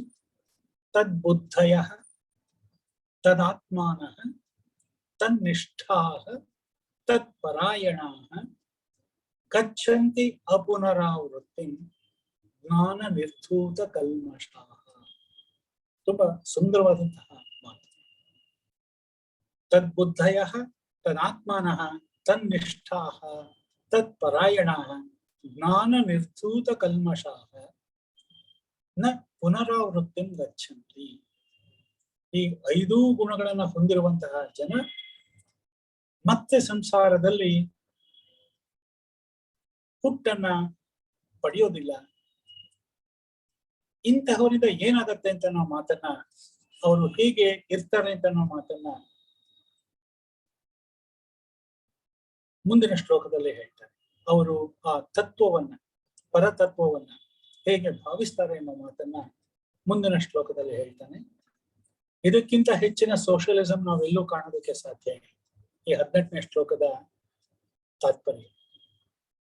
ವಿದ್ಯಾ ವಿನಯ ಸಂಪನ್ನೆ ಬ್ರಾಹ್ಮಣೈ ಕವಿ ಹಸ್ತಿನಿ ಶುನಿ ಚೈವ ಶ್ವಪಾಕೆ ಚ ಪಂಡಿತಾಃ ಸಮದರ್ಶಿನಃ. ತುಂಬಾ ಮಾರ್ಮಿಕವಾದಂತಹ ಮಾತು. ಸಾಮ್ಯವಾದ ಇದಕ್ಕಿಂತ ಹೆಚ್ಚಿಗೆ ನಾವು ಎಲ್ಲೂ ಕಾಣೋದಕ್ಕೆ ಸಾಧ್ಯ ಇಲ್ಲ. ವಿದ್ಯಾ ವಿನಯ ಸಂಪನ್ನೆ ಬ್ರಾಹ್ಮಣೆ. ಈ ವಿದ್ಯಾ ವಿನಯ ಸಂಪನ್ನ ಅನ್ನೋ ಅಡ್ಜೆಕ್ಟಿವ್ ಬ್ರಾಹ್ಮಣೆ ಆತನಿಗೆ ಹೊಂದುವಂತ ಮಾತು. ವಿದ್ಯೆ ವಿನಯ ಇವುಗಳಿಂದ ಕೂಡಿರುವಂತಹ ಬ್ರಾಹ್ಮಣನಲ್ಲಿ ಗವಿ, ಗವಿ ಅಂದ್ರೆ ಗೋವಿನಲ್ಲಿ, ಆಕಳಿನಲ್ಲಿ, ಹಸ್ತಿನಿ ಕೇವಲ ಸಪ್ತಮಿ ವಿಭಕ್ತಿಯಲ್ಲಿದೆ. ಹಸ್ತಿನಿ ಆನೆಯಲ್ಲಿ, ಶುನಿ, ಶುನಿ ಅಂತಂದ್ರೆ ನಾಯಿಯಲ್ಲಿ, ಶ್ವಪಾಕೇಚ ನಾಯಿಯ ಮಾಂಸವನ್ನ ತಿನ್ನುವವರಲ್ಲಿ, ಪಂಡಿತಾಹ ಈ ರೀತಿ ಯಾರು ಜ್ಞಾನಿಗಳಾಗಿರ್ತಾರೆಯೋ ಅವರು, ಸಮದರ್ಶಿನ ಸಮತ್ವವನ್ನು ತೋರಿಸುವವರು, ಎಲ್ಲರನ್ನೂ ಒಂದಾಗಿ ಕಾಣ್ತಾರೆ. ಯಾಕಂತಂದ್ರೆ ಎಲ್ಲರಲ್ಲಿಯೂ ಇರುವ ಆತ್ಮ ಆ ಪರಮಾತ್ಮನೇ, ನಾನು ಕೂಡ ಅದೇ ಆಗಿದ್ದೀನಿ ಅನ್ನುವ ಏಕತ್ವವನ್ನು ಎಲ್ಲ ಕಡೆ ಕಾಣ್ತಾರೆ. ತುಂಬಾ ಸುಂದರವಾದಂತಹ ಮಾತು. ಇಲ್ಲಿ ಅವಧೇಯವಾದಂತಹ ಅಂಶ ಕೆಲವಿದೆ, ಅದನ್ನ ಸರಿಯಾಗಿ ನೋಡ್ಕೋಬೇಕಾಗತ್ತೆ.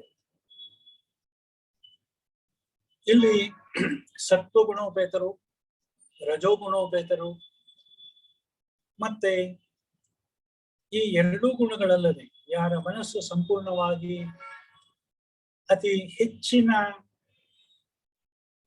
ಒಂದು ರೀತಿಯ ಕ್ರಿಯೆ ಇಲ್ಲದಂತಹ ತಮೋ ಗುಣದಿಂದ ಭರಿತವಾಗಿದೆಯೋ ಅಂಥವರಲ್ಲಿಯೂ ಕೂಡ ಒಬ್ಬ ಪಂಡಿತನಾದಂತಹ ವ್ಯಕ್ತಿ ಸಮದರ್ಶಿಯಾಗಿರ್ತಾನೆ ಅನ್ನೋ ಮಾತಿಗೆ ತುಂಬಾ ಸುಂದರವಾಗಿ ಹೇಳಲ್ಪಟ್ಟಿದೆ. ವಿದ್ಯಾ ವಿನಯ ಸಂಪನ್ನೆ ಬ್ರಾಹ್ಮಣೆ. ಈ ಸಮದರ್ಶಿಯಾದ, ಎಲ್ಲರನ್ನೂ ಸಮಾನವಾಗಿ ಕಾಣಬಲ್ಲಂತಹ ಆತ್ಮಜ್ಞಾನಿ ವಿದ್ಯೆ ವಿನಯ ಇವುಗಳಿಂದ ಕೂಡಿರುವ ಬ್ರಾಹ್ಮಣನನ್ನ, ಮತ್ತು ಅವನಲ್ಲಿ ಸಾತ್ವಿಕ ಭಾವ ಅತಿ ಹೆಚ್ಚಾಗಿರುತ್ತೆ. ಗವಿ ಗೋವಲ್ಲಿ ರಜೋಗುಣ ಇರುತ್ತೆ. ಹಸ್ತಿನಿ, ಶುನಿ, ಶ್ವಪಾಕೆ ಇವರಲ್ಲೆಲ್ಲ ತಮೋಗುಣ ಪ್ರಧಾನವಾಗಿರುತ್ತೆ. ಹಾಗಿದ್ರೂ ಕೂಡ ಪಂಡಿತಾಹ ಸಮದರ್ಶಿನ, ಪಂಡಿತರು ಇವರೆಲ್ಲರನ್ನ ಸಮಾನವಾಗಿ ಕಾಣ್ತಾನೆ. ನಂಗೊಂದು ಮಾತು ನೆನಪಕ್ಕೆ ಬರುತ್ತೆ. ಸುಮಾರು 1956 ಸಂದರ್ಭದಲ್ಲಿ IQ ಅನ್ನುವ ಒಂದು ವಿಚಾರವನ್ನ ಅಯನ್ಸೆಂಟ್ ಅನ್ನುವ ಒಬ್ಬ ಬ್ರಿಟಿಷ್ ಮಾನಸ ಶಾಸ್ತ್ರಜ್ಞ ಜಗತ್ತಿಗೆ ಪರಿಚಯ ಮಾಡಿಕೊಟ್ಟ. ಇಂಟೆಲಿಜೆನ್ಸ್ ಕೋಶೆಂಟ್ ಅಂದ್ರೆ ಬುದ್ಧಿ ಮತ್ತೆ ಬೇರೆ ಬೇರೆಯವರಲ್ಲಿ ಬೇರೆ ಬೇರೆ ತರ ಇರುತ್ತೆ. ಅದನ್ನ ಅಳಿಯೋದು ಹೇಗೆ, ಅದಕ್ಕೆ ಒಂದು ಸುಂದರವಾದಂತಹ ಕ್ವಶನರ್ ಅನ್ನು ಅವನು ಸಿದ್ಧಪಡಿಸಿದ್ದ. ಅದನ್ನ ಸಹಸ್ರಾರು ಜನರ ಮೇಲೆ ಪ್ರಯೋಗ ಮಾಡಿ ಜನರ ಬುದ್ಧಿಮತ್ತೆಯನ್ನ ಅವರು ಯಾವ ಮಟ್ಟದ್ದು ಅಂತ ಅನ್ನೋದನ್ನ ತೋರಿಸ್ಕೊಟ್ಟ. ಅವನು ತನ್ನ ರಿಸರ್ಚ್ ಅನ್ನ ಪಬ್ಲಿಷ್ ಮಾಡಿದಾಗ ಆ ಪುಸ್ತಕದ ಪ್ರಾರಂಭದಲ್ಲಿ ಮುನ್ನುಡಿ ಬರೀತಾನೆ, when I say that a person is intelligent, I am not praising him, I am describing him ಅನ್ನೋ ಮಾತನ್ನ ಹೇಳಿದ್ರು. ಅದು ತುಂಬಾ ಮಾರ್ಮಿಕವಾದಂತಹ ಮಾತು. ಒಬ್ಬ ಮನುಷ್ಯ ಬುದ್ಧಿವಂತ ಇರ್ಬೋದು, ದಡ್ಡ ಇರ್ಬೋದು, ಆದ್ರೆ ಅವನು ಮನುಷ್ಯ ಅಂತ ಅನ್ನೋದನ್ನ ಮೊದಲು ನಾವು ಪರಿಗಣಿಸ್ಬೇಕು. ಆ ಮಾತನ್ನ, ಆ ತತ್ವವನ್ನ ಭಗವದ್ಗೀತೆ ಇಲ್ಲಿ ತುಂಬಾ ಸುಂದರವಾಗಿ ನಿರೂಪಿಸಿದೆ. ಅಯನ್ಸೆಂಟ್ ಯಾವ ವಿಚಾರವನ್ನ 20ನೇ ಶತಮಾನದಲ್ಲಿ ತಿಳ್ಕೊಂಡು ನಾವು ಅದನ್ನ ಭಗವದ್ಗೀತೆ 2500 ವರ್ಷಕ್ಕೂ ಹಿಂದೆ ಉಪದೇಶ ಮಾಡಿ. ಇದು ಭಗವದ್ಗೀತೆಯ ಹಿರಿಮೆ. ವಿದ್ಯಾ ವಿನಯ ಸಂಪನ್ನೆ ಬ್ರಾಹ್ಮಣಿ ಕವಿ ಹಸ್ತಿನಿ ಶುನಿ ಚೈವ ಶ್ವಪಾಕೆ ಚ ಪಂಡಿತಾಹ ಸಮದರ್ಶನ. ಸಮದರ್ಶಿಗಳಾದವರು, ಆತ್ಮಜ್ಞಾನವನ್ನ ಪಡೆದವರು, ಪರಬ್ರಹ್ಮನಲ್ಲಿ ಯಾರು ಲೀನರಾಗಿರ್ತಾರೆಯೋ ಅಂತಹ ಪಂಡಿತರು, ತಿಳಿದವರು, ಆತ್ಮ ರತಿಯಲ್ಲಿ ಸಿದ್ಧಹಸ್ತರಾಗಿರುವವರು, ಸತ್ವ ಗುಣದಿಂದ ಕೂಡಿರುವಂತಹ ಪಂಡಿತೋತ್ತಮನಾದಂತಹ ವಿನಯಶೀಲನಾದಂತಹ ಬ್ರಾಹ್ಮಣನಲ್ಲಿಯೂ, ರಜೋಗುಣದ ಪ್ರಕರ್ಷವನ್ನ ಹೊಂದಿರುವ ಗೋವಿನಲ್ಲಿಯೂ,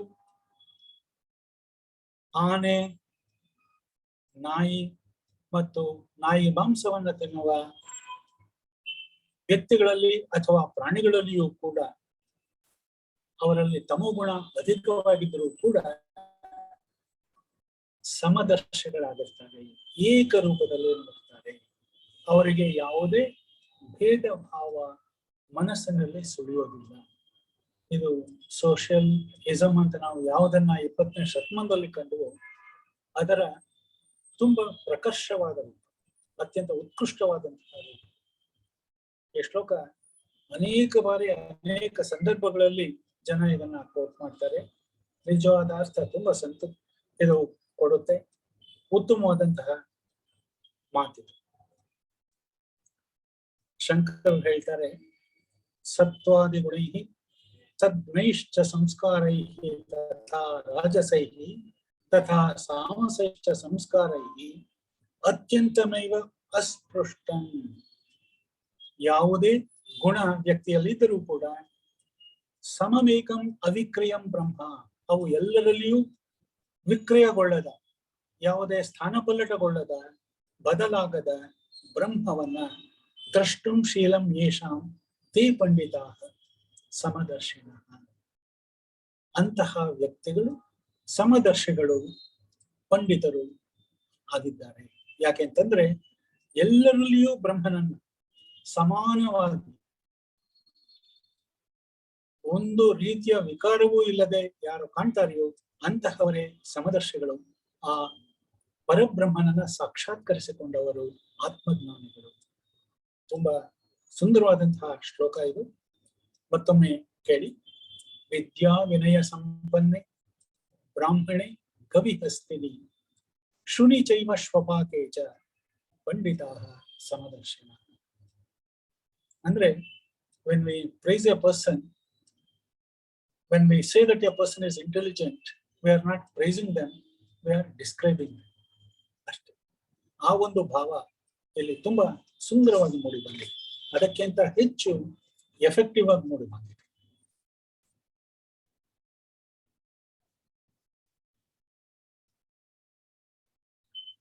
ಇಲ್ಲಿ ಮುಂದಿನ ಶ್ಲೋಕದಲ್ಲಿ 19ನೇ ಶ್ಲೋಕದಲ್ಲಿ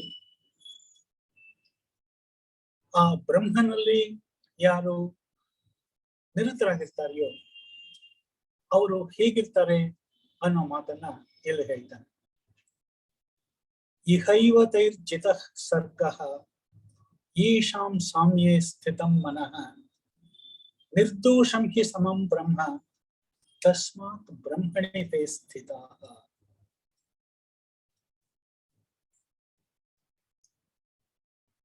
ಇಲ್ಲಿ ಎರಡು ವಿಚಾರಗಳನ್ನ ಕೃಷ್ಣ ಪರಮಾತ್ಮ ತಿಳಿಸ್ಕೊಡ್ತಾ ಇದ್ದಾನೆ. ಇಹೈವ ತೈಹಿ ಜಿತಃ ಸರ್ಗಃ. ಸರ್ಗಃ ಅಂತಂದ್ರೆ ಸರ್ಗ ಅಂದ್ರೆ ಯಾವುದು ಉತ್ಪನ್ನವಾಗುತ್ತೋ ಅದಕ್ಕೆಲ್ಲ ಸೇರಿ ಸರ್ಗ ಅಂತ ಕರಿತೀವಿ. ಅವರು ಇಲ್ಲಿಯೇ ಈ ಪ್ರಪಂಚದಲ್ಲಿ ಇರುವಾಗಲೇ ಅದನ್ನೆಲ್ಲ ಗೆದ್ದು ಬಿಟ್ಟಿರ್ತಾರೆ. ಈಶಾಂ ಸಾಮ್ಯೇ ಸ್ಥಿತಂ ಮನಃ. ಯಾರ ಮನಸ್ಸು ಸಾಮ್ಯದಲ್ಲಿ, ಹಿಂದಿನ ಶ್ಲೋಕದಲ್ಲಿ ಹೇಳಿದಂತಹ ಸಾಮ್ಯ, ಸಮದರ್ಶಿತ್ವ, ಎಲ್ಲವನ್ನ ಕೂಡ ಸಮ ಚಿತ್ತತೆಯಿಂದ ಮತ್ತೆ ಸಮಾನವಾಗಿ ಕಾಣುವ ಮನೋಧರ್ಮವನ್ನ ಯಾರು ಹೊಂದಿರ್ತಾರೆಯೋ ಅವರಿಂದ ಇಲ್ಲಿಯೇ ಅವರು ಅದನ್ನ ಕಂಡ್ಕೊಂಡು ಬಿಟ್ಟಿರ್ತಾರೆ. ಇಲ್ಲಿ ಸರ್ಗ ಅಂತಂದ್ರೆ ಜನ್ಮ ಅಂತ ಅರ್ಥವಾಗುತ್ತೆ ಹೊರತು ಸ್ವರ್ಗ ಅಂತ ಅನ್ನೋದಕ್ಕೆ ಅದು ಪರ್ಯಾಯ ಪದ ಅಲ್ಲ. ಸರ್ಗ ಅಂತಂದ್ರೆ ಜನ್ಮ. ಈ ಜನ್ಮದಲ್ಲಿಯೇ ಅವರು ಆ ಆತ್ಮ ಸಾಕ್ಷಾತ್ಕಾರವನ್ನ ಮಾಡಿಕೊಂಡಿರ್ತಾರೆ. ಯಾಕೆಂತಂದ್ರೆ ಅವರ ಮನಸ್ಸು ಸಾಮ್ಯ ಸ್ಥಿತಿಯಲ್ಲಿದೆ.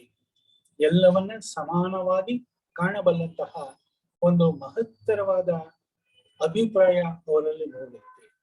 ಯಾವುದನ್ನೂ ಕೂಡ ಅವರು ಕಡೆಗಣಿಸೋದಿಲ್ಲ. ನಿರ್ದೋಷಂ ಹಿ ಸಮಂ ಬ್ರಹ್ಮ. ಈ ಬ್ರಹ್ಮ ಎಲ್ಲರಲ್ಲಿಯೂ ದೋಷವನ್ನ ಹುಡುಕದೆ ಸಮನಾಗಿ ಕಾಣುವುದೇ ಈ ಬ್ರಹ್ಮ ತತ್ವ.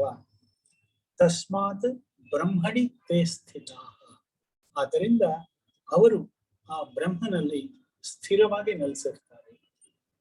ಅಂದ್ರೆ ಮನಸ್ಸಿನಲ್ಲಿ ಯಾವಾಗ ಈ ಸಮತ್ವ ಬುದ್ಧಿ ಮೂಡುತ್ತೋ ಆವಾಗ ಅವರು ಜೀವಿಗಳಲ್ಲಿ, ಜನರಲ್ಲಿ ಮತ್ತೆ ಪ್ರಾಣಿಗಳಲ್ಲಿ ಭಿನ್ನತ್ವವನ್ನ ನೋಡೋದಿಲ್ಲ. ಆದ್ರಿಂದಾಗಿ ಇಹೈವ ತೈಹಿ ಜಿತಃ ಸರ್ಗಃ. ಅವರು ಈ ಜನ್ಮದಲ್ಲಿಯೇ ಆ ಸಾಕ್ಷಾತ್ಕಾರವನ್ನ ಸಾಧಿಸಿಬಿಡ್ತಾರೆ, ಜೀವನ್ಮುಕ್ತರಾಗ್ತಾರೆ. ಜೀವನ್ಮುಕ್ತ ಅಂತಂದ್ರೆ ಬದುಕಿರುವಾಗಲೇ ಯಾರು ತಮ್ಮ ಎಲ್ಲ ಪಾಪಗಳನ್ನ ಕಳೆದುಕೊಂಡು ತಮ್ಮ ಕರ್ಮಗಳನ್ನೆಲ್ಲ ಸಂಪೂರ್ಣವಾಗಿ ನಾಶ ಮಾಡಿಕೊಂಡು ತುಂಬಾ ಸಮಚಿತ್ತತೆಯಿಂದ ಎಲ್ಲವನ್ನ ನೋಡ್ತಾ ಈ ಜಗತ್ತಿನಲ್ಲಿ ಜೀವನ ನಡೆಸುವುದು. ತುಂಬಾ ಅಪರೂಪದ ವ್ಯಕ್ತಿಗಳವರು. ಯಾಕೆಂತಂದ್ರೆ ಆ ಸ್ಥಿತಿಯನ್ನು ಮುಟ್ಟೋದು ತುಂಬಾ ಕಷ್ಟವಾಗುತ್ತೆ. ಆದರೆ ಅವರು ಕೂಡ ಅವರೇ ಈ ಒಂದು ಪದವಿಗೆ ಅರ್ಹರು. ಇಹ ಏವ ತೈಹಿ ಚಿತಃ ಸರ್ಗ. ಸರ್ಗ ಅಂತಂದ್ರೆ ಜನ್ಮ. ಅವರಿಂದ ಜಯಿಸಲ್ಪಟ್ಟಿದೆ ಈ ಜನ್ಮ. ಯಾರು ಅಂತಂದ್ರೆ ಯೇಷಾಂ ಸಾಮ್ಯೇ ಸ್ಥಿತಂ ಮನಃ. ಯೇಷಾಂ ಮನಃ, ಯಾರ ಮನಸ್ಸು ಸಾಮ್ಯೇ ಸ್ಥಿತಂ, ಆ ಸಾಮ್ಯಾವಸ್ಥೆಯಲ್ಲಿ ಎಲ್ಲವೂ ಸಮಾನವಾದದ್ದು ಅನ್ನುವ ಒಂದು ಸ್ಥಿತಿ ಇದೆಯಲ್ಲ ಅದು. ನಿರ್ದೋಷಂ ಹಿ ಸಮಂ ಬ್ರಹ್ಮ. ನಾವು ಸಮ ಅಂತಂದ್ರೆ ಅದು ದೋಷರಹಿತವಾದದ್ದು, ಅದನ್ನೇ ನಾವು ಬ್ರಹ್ಮ ಅಂತ ಕರಿತೀವಿ. ತಸ್ಮಾತ್ ತೇ ಬ್ರಹ್ಮಣಿ ಸ್ಥಿತ.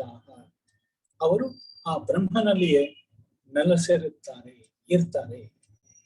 ಯಾರ ಮನಸ್ಸು ಸಾಮ್ಯದಲ್ಲಿ ನಿಂತಿರುತ್ತೋ ಅವರಿಂದ ಇಲ್ಲಿಯೇ ಅವರ ಜನ್ಮ ಸಾರ್ಥಕವಾಗುತ್ತೆ.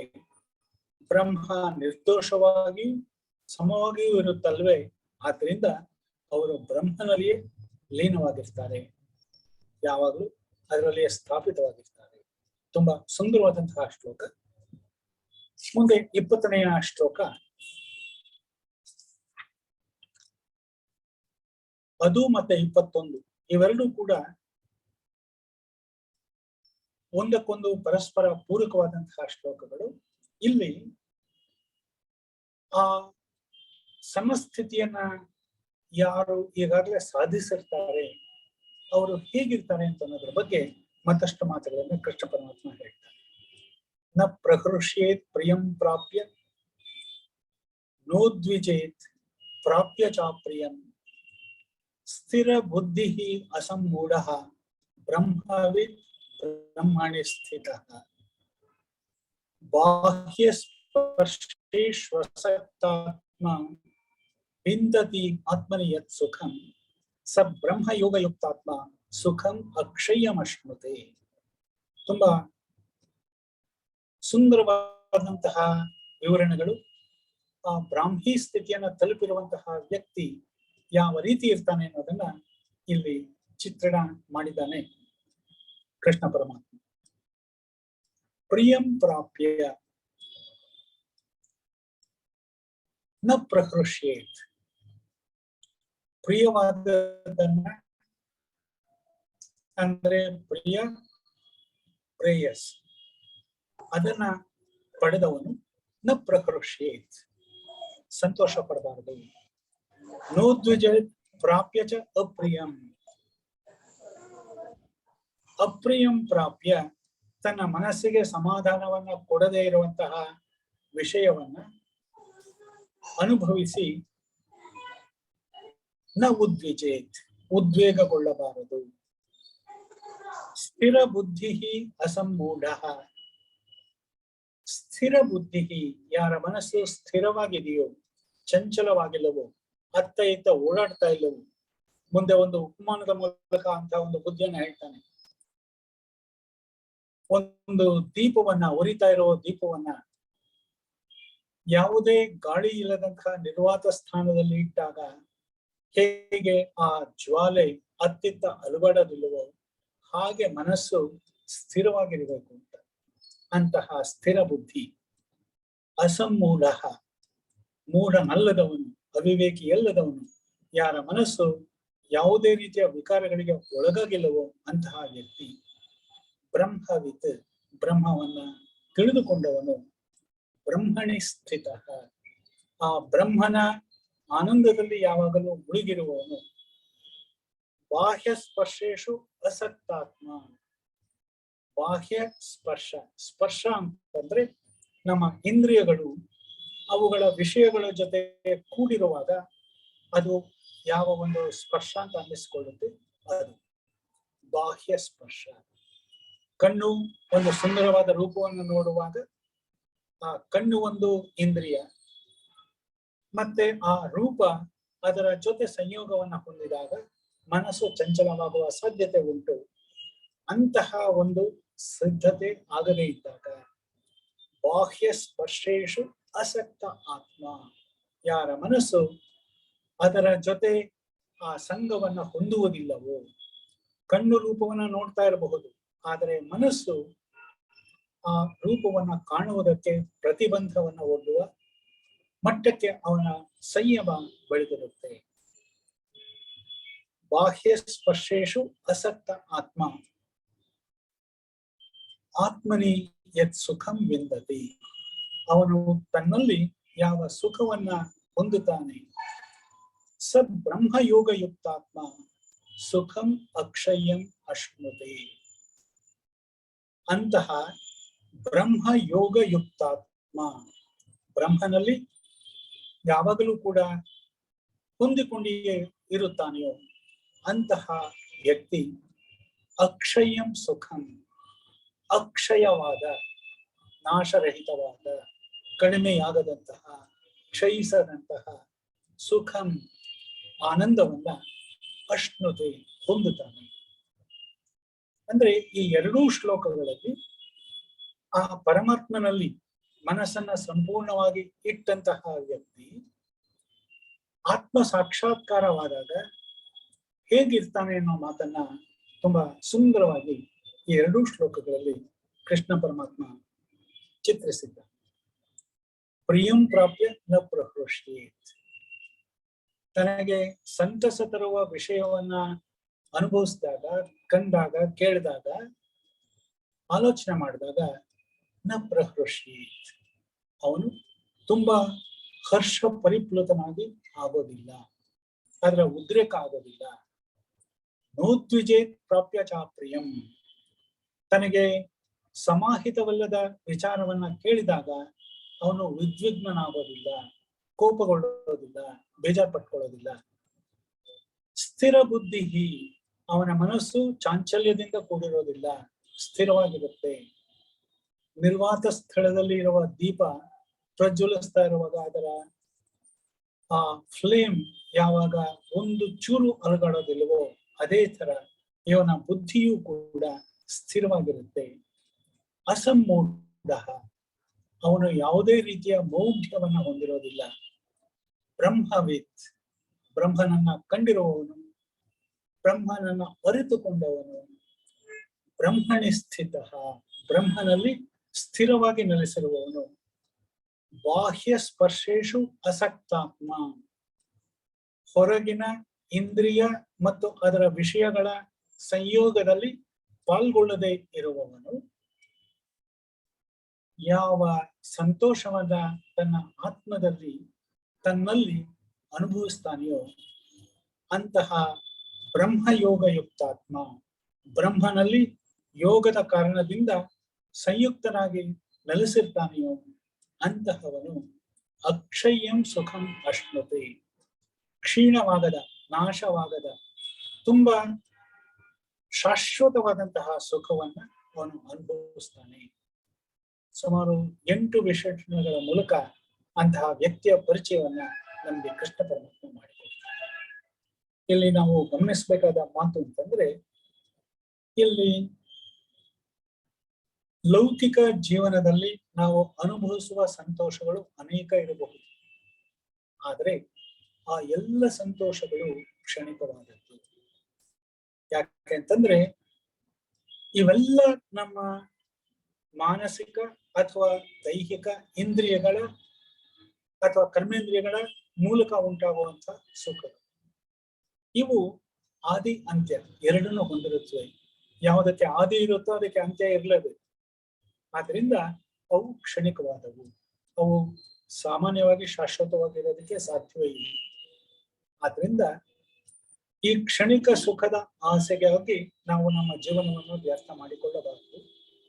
ಆ ಪರಮಾತ್ಮನಲ್ಲಿ ನಾವು ನೆಲೆಗೊಂಡಾಗ ನಮ್ಮಲ್ಲಿ ತೃಷ್ಣಾಕ್ಷಯ ಉಂಟಾಗುತ್ತೆ. ತೃಷ್ಣೆ ಅಂತಂದ್ರೆ ಆಸೆ. ಈ ತೃಷ್ಣೆ ಅಂತ ಅನ್ನೋದು ಒಂದು ರೀತಿಯ ಮರೀಚಿಕೆ ಇದೆ. ನಾವು ಅದನ್ನ ಹುಡುಕಿಕೊಂಡು ಹೋದ್ರೆ ಕ್ಷಣಿಕವಾಗಿ ನಮಗೆ ಸುಖ ಸಿಕ್ಕರೂ ಕೂಡ ಅದು ನಿರಂತರವಾಗಿ ನಮ್ಮನ್ನ ಸುಖದಲ್ಲಿ ಇಡೋದಕ್ಕೆ ಅಯೋಗ್ಯವಾಗಿರೋದ್ರಿಂದಾಗಿ ನಮ್ಮ ಮನಸ್ಸು ಯಾವಾಗಲೂ ಹಪಹಪಿಸ್ತಾ ಇರುತ್ತೆ. ಆದ್ರಿಂದ ಆ ತೃಷ್ಣೆಯ ಕ್ಷಯವನ್ನ ನಾವು ಬಯಸ್ಬೇಕು. ಆ ತೃಷ್ಣಾಕ್ಷಯ ಆದಾಗ ಯಾವ ಒಂದು ನಮ್ಮ ಮನಸ್ಸಿನಲ್ಲಿ ಆನಂದ ಉಂಟಾಗುತ್ತೆ, ಅದರ ಮುಂದೆ ಈ ಯಾವ ಸಂತೋಷವೂ ಕೂಡ ನಮ್ಮನ್ನ ಅಷ್ಟು ಆ ಪರಾಕಾಷ್ಠೆಗೆ ಒಯ್ಯೋದಕ್ಕೆ ಸಾಧ್ಯವಾಗುತ್ತಿಲ್ಲ. ಅದರಿಂದ ನಾವು ಏನ್ ಬೇಕಾದ್ರೂ ಮಾಡ್ಬೋದು. ಆ ತೃಷ್ಣೆಯನ್ನ ಪರಿಹರಿಸ್ಕೊಳ್ಳೋದಕ್ಕೋಸ್ಕರ ಆ ಪರಮಾತ್ಮನ ಸಾಕ್ಷಾತ್ಕಾರವನ್ನ ಮಾಡಿಕೊಂಡು ಅವನಲ್ಲಿ ನೆಲೆ ನಿಲ್ಲಬೇಕು. ಇದು ಈ 2 ಶ್ಲೋಕಗಳ ಅರ್ಥ. ತುಂಬಾ ಸುಂದರವಾದಂತಹ ಶ್ಲೋಕ, 2 ಅಷ್ಟೇ.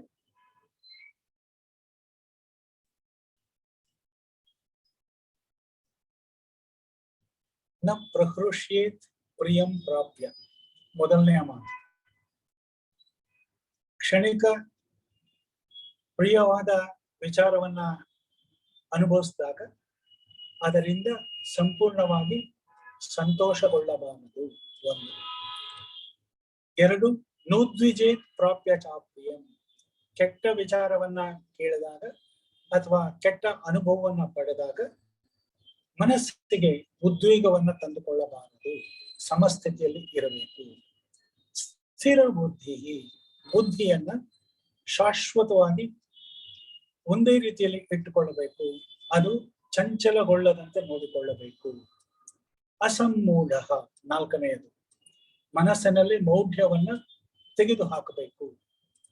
5ನೆಯದು ಬ್ರಹ್ಮವಿತ್, ಬ್ರಹ್ಮನನ್ನ ಚೆನ್ನಾಗಿ ಅರಿತುಕೊಳ್ಳಬೇಕು. 6 ಆ ಬ್ರಹ್ಮನಲ್ಲಿ ನೆಲೆಗೊಳ್ಳಬೇಕು. ಬಾಹ್ಯ ಸ್ಪರ್ಶೇಶು ಅಸಕ್ತಾತ್ಮ. ನಮ್ಮ ಇಂದ್ರಿಯಗಳು ತಮ್ಮ ವಿಷಯಗಳಲ್ಲಿ ಮುಳುಗಿದಾಗ ಅದರ ಜೊತೆ ಮನಸ್ಸನ್ನ ಬಿಟ್ಟು ಬಿಡಬಾರದು. ಮನಸ್ಸನ್ನ ಆ ವಿಷಯದಿಂದ ದೂರೀಕರಿಸಿಕೊಳ್ಳಬೇಕು. ಅದು ಹೇಗೆ ಅಂತ ಹೇಳಿ ಹಿಂದೆ ಒಂದು ಶ್ಲೋಕದಲ್ಲಿ ಹೇಳಿದ್ದಾರೆ. ಮತ್ತೆ ಆ ಸಂದರ್ಭದಲ್ಲಿ ಯಾವ ಒಂದು ಸುಖ ನಮಗೆ ದೊರೆಯುತ್ತೆ ಅದು ಅಕ್ಷಯ್ಯವಾದಂತಹ ಸುಖ.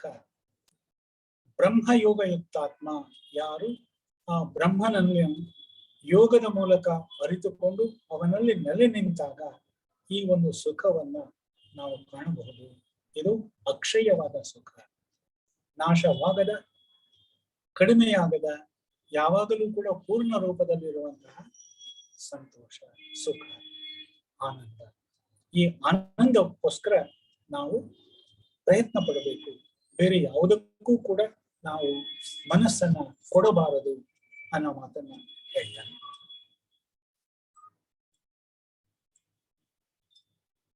ಮುಂದೆ 22ನೇ ಶ್ಲೋಕದಲ್ಲಿ ಈ ವಿಚಾರವನ್ನೇ ಸ್ವಲ್ಪ ವ್ಯತಿರೇಕದ ಮೂಲಕ ಹೇಳ್ತಾನೆ. ವ್ಯತಿರೇಕ ಅಂತಂದ್ರೆ ವಿರುದ್ಧವಾದಂತಹ ಎಕ್ಸಾಂಪಲ್ಸ್. ಏಹಿ ಸಂಸ್ಪರ್ಶಜಾ ಭೋಗಾಃ ದುಃಖ ಯೋನಯ ಏವತೆ ಆದ್ಯಂತವಂತಃ ಕೌಂಟೇಯ ನ ತೇಷು ರಮತೆ ಬುಧಃ. ಬುಧಃ, ಬುಧಃ ಅಂತಂದ್ರೆ ಯಾರು ಬುದ್ಧಿವಂತನೋ, ಯಾರು ಪಂಡಿತನೋ, ಯಾರು ಉತ್ತಮ ಜ್ಞಾನವನ್ನ ಹೊಂದಿರ್ತಾನೆಯೋ ಅವನು ನ ತೇಷು ರಮತೆ, ಇವುಗಳಲ್ಲಿ ತನ್ನ ಮನಸ್ಸನ್ನ ಬಿಟ್ಟು ಬಿಡೋದಿಲ್ಲ, ಅವುಗಳಲ್ಲಿ ತನ್ನ ಮನಸ್ಸನ್ನ ನೆಲೆಗೊಳಿಸಿಕೊಳ್ಳೋದಿಲ್ಲ, ಅದರಲ್ಲಿ ತನ್ನ ಒಂದು ರೀತಿಯ ಸಂತೋಷವನ್ನ ಕಾಣೋದಿಲ್ಲ. ಯಾರಿವರು? ಕೌಂತೆಯ, ಅರ್ಜುನ ಕೇಳು. ಏಹಿ ಸಂಸ್ಪರ್ಶಜಾ ಭೋಗ ದುಃಖ ಯೋನಯ ಏವತೆ. ಸಂಸ್ಪರ್ಶಜಾಹ, ನಮ್ಮ ಇಂದ್ರಿಯಗಳು ಮತ್ತು ಅವುಗಳ ವಿಷಯಗಳು, ಇವೆರಡರ ಸಂಯೋಗದಿಂದ ನಾವು ಯಾವ ಭೋಗಗಳನ್ನ ಮನಸ್ಸಿನಲ್ಲಿ ಅಥವಾ ದೈಹಿಕವಾಗಿ ಅನುಭವಿಸ್ತೀವಿ ಇವುಗಳ ಮೂಲ ದುಃಖದಿಂದ ಕೂಡಿತ್ತು. ಇಲ್ಲಿ ಇದೇ ಮಾತನ್ನ ಬುದ್ಧ ತೆಗೆದುಕೊಂಡಿದ್ದಾನೆ. ತನ್ನ ಇಡೀ ವಿಚಾರಗಳನ್ನ ಮಂಡಿಸೋದಕ್ಕೆ ಮೊಟ್ಟ ಮೊದಲ ವಿಚಾರ, ಜೀವನ ಪೂರ್ತಿ ದುಃಖ ಇದೆ, ಇದು ಸತ್ಯ. ಆ ದುಃಖಕ್ಕೆ ಕಾರಣ ಆಸೆ, ಅದು ನಿತ್ಯ ಸತ್ಯ. ಈ ಆಸೆಯನ್ನ ಬಿಡಬೇಕಾದ್ರೆ ಅದಕ್ಕೆ ಒಂದು ಮಾರ್ಗ ಉಂಟು, ಅದು ನಿಜವಾದದ್ದು. ಆ ಮಾರ್ಗವೇ ಅಷ್ಟಾಂಗಿಕ ಮಗ್ಗ ಅಂತ ಅವನು ತನ್ನ ಮೊದಲನೆಯ ಯಾವ ಒಂದು ಪ್ರವಚನವನ್ನ ವಾರಾಣಸಿಯಲ್ಲಿ ಕೊಟ್ಟ ಋಷಿ ಪಟ್ಟಣದಲ್ಲಿ ಧಮ್ಮಚಕ್ರ ಪ್ರವರ್ತನ ಸೂಕ್ತ ಅಂತ ಹೇಳಿ ಅದು ಪಾಳಿ ಭಾಷೆಯಲ್ಲಿದೆ. ಆ ಒಂದು ಸೂತ್ರದಲ್ಲಿ ಅವನು ಹೇಳಿರುವ ಮಾತುಗಳಲ್ಲಿ ಮೊದಲನೇದು ದುಃಖದ್ದು. ಅದೇ ಮಾತನ್ನ ಇಲ್ಲಿ ಕೃಷ್ಣ ಪರಮಾತ್ಮ ಹೇಳ್ತಾನೆ. ದುಃಖ ಯೋನಯ ಸಂಸ್ಪರ್ಶಜಾಹ ಭೋಗಾಹ.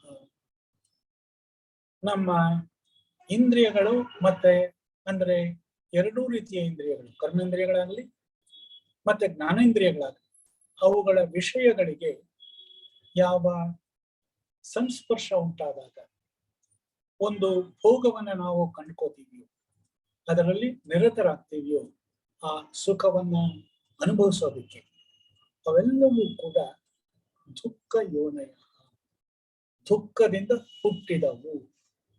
ಕ್ಷಣಿಕವಾಗಿ ಆ ಒಂದು ಕ್ಷಣದಲ್ಲಿ ಅದು ತುಂಬಾ ಸಂತೋಷ ಅಂತ ಅನ್ನಿಸಿಕೊಳ್ಳಬಹುದು, ಆದರೆ ಇದರಿಂದ ಪರಿಣಾಮಗಳು ಮಾತ್ರ ತುಂಬಾ ಕಷ್ಟಕರವಾದವು. ವಿವೇಕ ಚೂಡಾಮಣಿಯಲ್ಲಿ ಶಂಕರಾಚಾರ್ಯರು ತುಂಬಾ ಸುಂದರವಾದ ಒಂದು ಶ್ಲೋಕದಲ್ಲಿ ಇದನ್ನ ಸೆರೆ ಹಿಡಿದಿದ್ದಾರೆ. ಒಂದೊಂದು ಇಂದ್ರಿಯವೇ ಒಬ್ಬ ಮನುಷ್ಯನ ಅಥವಾ ಪ್ರಾಣಿಯ ಸಾವಿಗೆ ಕಾರಣಕ್ಕೆ ಸಾಕು. ಹಾಗಿದ್ದ ಮೇಲೆ 5 ಇಂದ್ರಿಯಗಳನ್ನ ಹೊಂದಿರುವ ಮನುಷ್ಯ ಇನ್ನೆಷ್ಟು ಕಷ್ಟ ಪಡಬೇಕಾಗತ್ತೆ ಅನ್ನೋ ಮಾತನ್ನ ಅಲ್ಲಿ ಹೇಳ್ತಾರೆ. ಒಂದು ಜಿಂಕೆ, ಹಾಗೆಯೇ ಒಂದು ಮೀನು, ಇವೆಲ್ಲವೂ ಕೂಡ ಒಂದೊಂದೇ ಇಂದ್ರಿಯಗಳ ಮೂಲಕವಾಗಿ ತಮ್ಮ ಸಾವನ್ನ ಅಪ್ಪುತ್ತವೆ.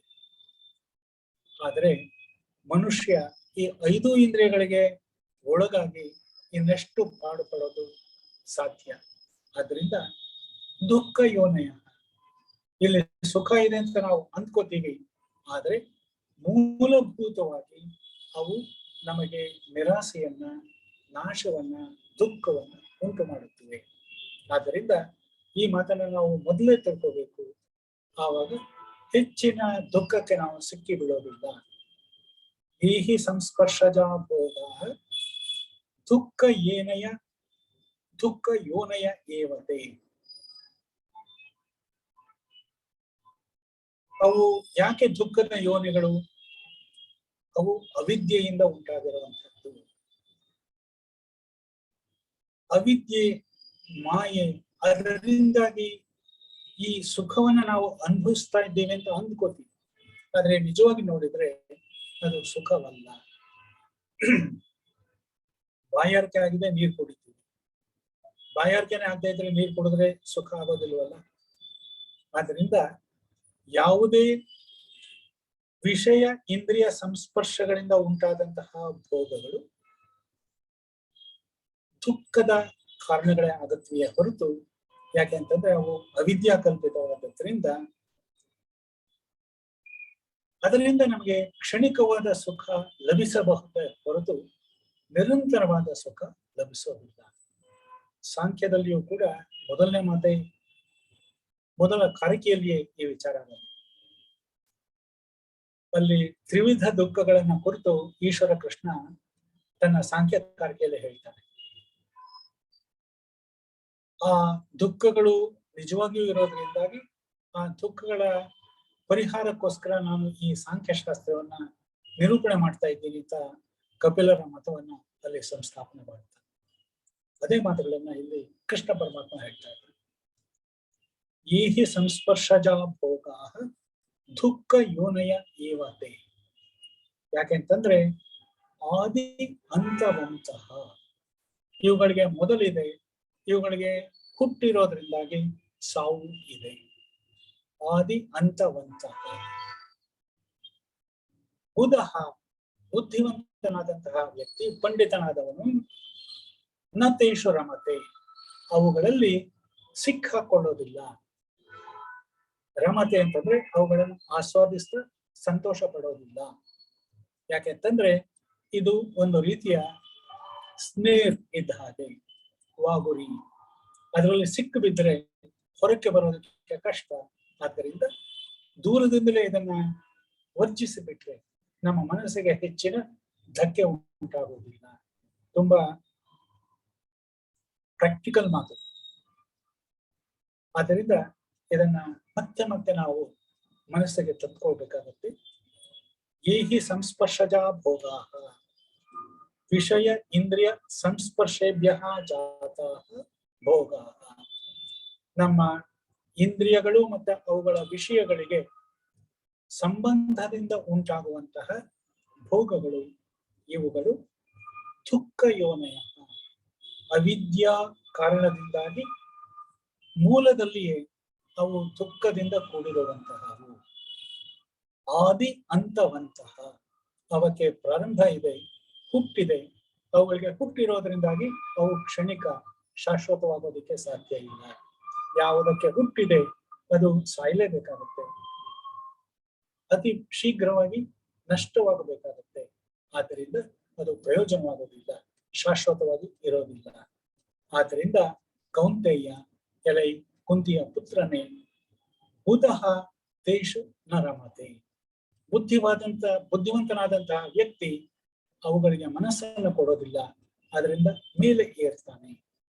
ನಚಿಕೇತ ಕಠೋಪನಿಷತ್ನಲ್ಲಿ ಹೇಗೆ ಯಮನಿಂದ ಉಪದೇಶನಾಗ್ತಾನೆ, ಈ ಎರಡೂ ಕೂಡ ಶ್ರೇಯಸ್ಸು ಮತ್ತು ಪ್ರೇಯಸ್ಸುಗಳು ಮುಂದೆ ಬರುತ್ತವೆ. ಪ್ರೇಯಸ್ಸನ್ನ ನಾವು ಆಶಿಸಬಾರದು, ಯಾಕೆಂತಂದ್ರೆ ಅದು ಕ್ಷಣಿಕ ಸುಖವನ್ನು ನಮಗೆ ನೀಡಬಲ್ಲವು. ಆದ್ದರಿಂದ ಶ್ರೇಯಸ್ಸನ್ನ ನಾವು ಯಾವಾಗ್ಲೂ ಕೂಡ ಹೊಂದಬೇಕು. ಅದು ನಮ್ಮ ಮುಂದಿನ ಸುಗಮವಾದ ಹಾದಿಯನ್ನ ಮಾಡಿಕೊಡುತ್ತೆ. ಆ ಪರಮಾತ್ಮನನ್ನ ಸಾಕ್ಷಾತ್ಕಾರ ಮಾಡಿಕೊಳ್ಳಲಿಕ್ಕೆ ಅದೇ ನಮ್ಮ ಗುರಿಯಾಗಬೇಕು. ಆವಾಗ ಮಾತ್ರ ನಮಗೆ ಸಂಸಾರ ಚಕ್ರದಿಂದ ಮುಕ್ತಿ ಸಿಗುವ ಸಾಧ್ಯತೆ ಇದೆ. ತುಂಬಾ ಸುಂದರವಾದಂತಹ ಉಪದೇಶವನ್ನ ಈ ಶ್ಲೋಕಗಳಲ್ಲಿ ಕೊಟ್ಟಿದ್ದಾರೆ.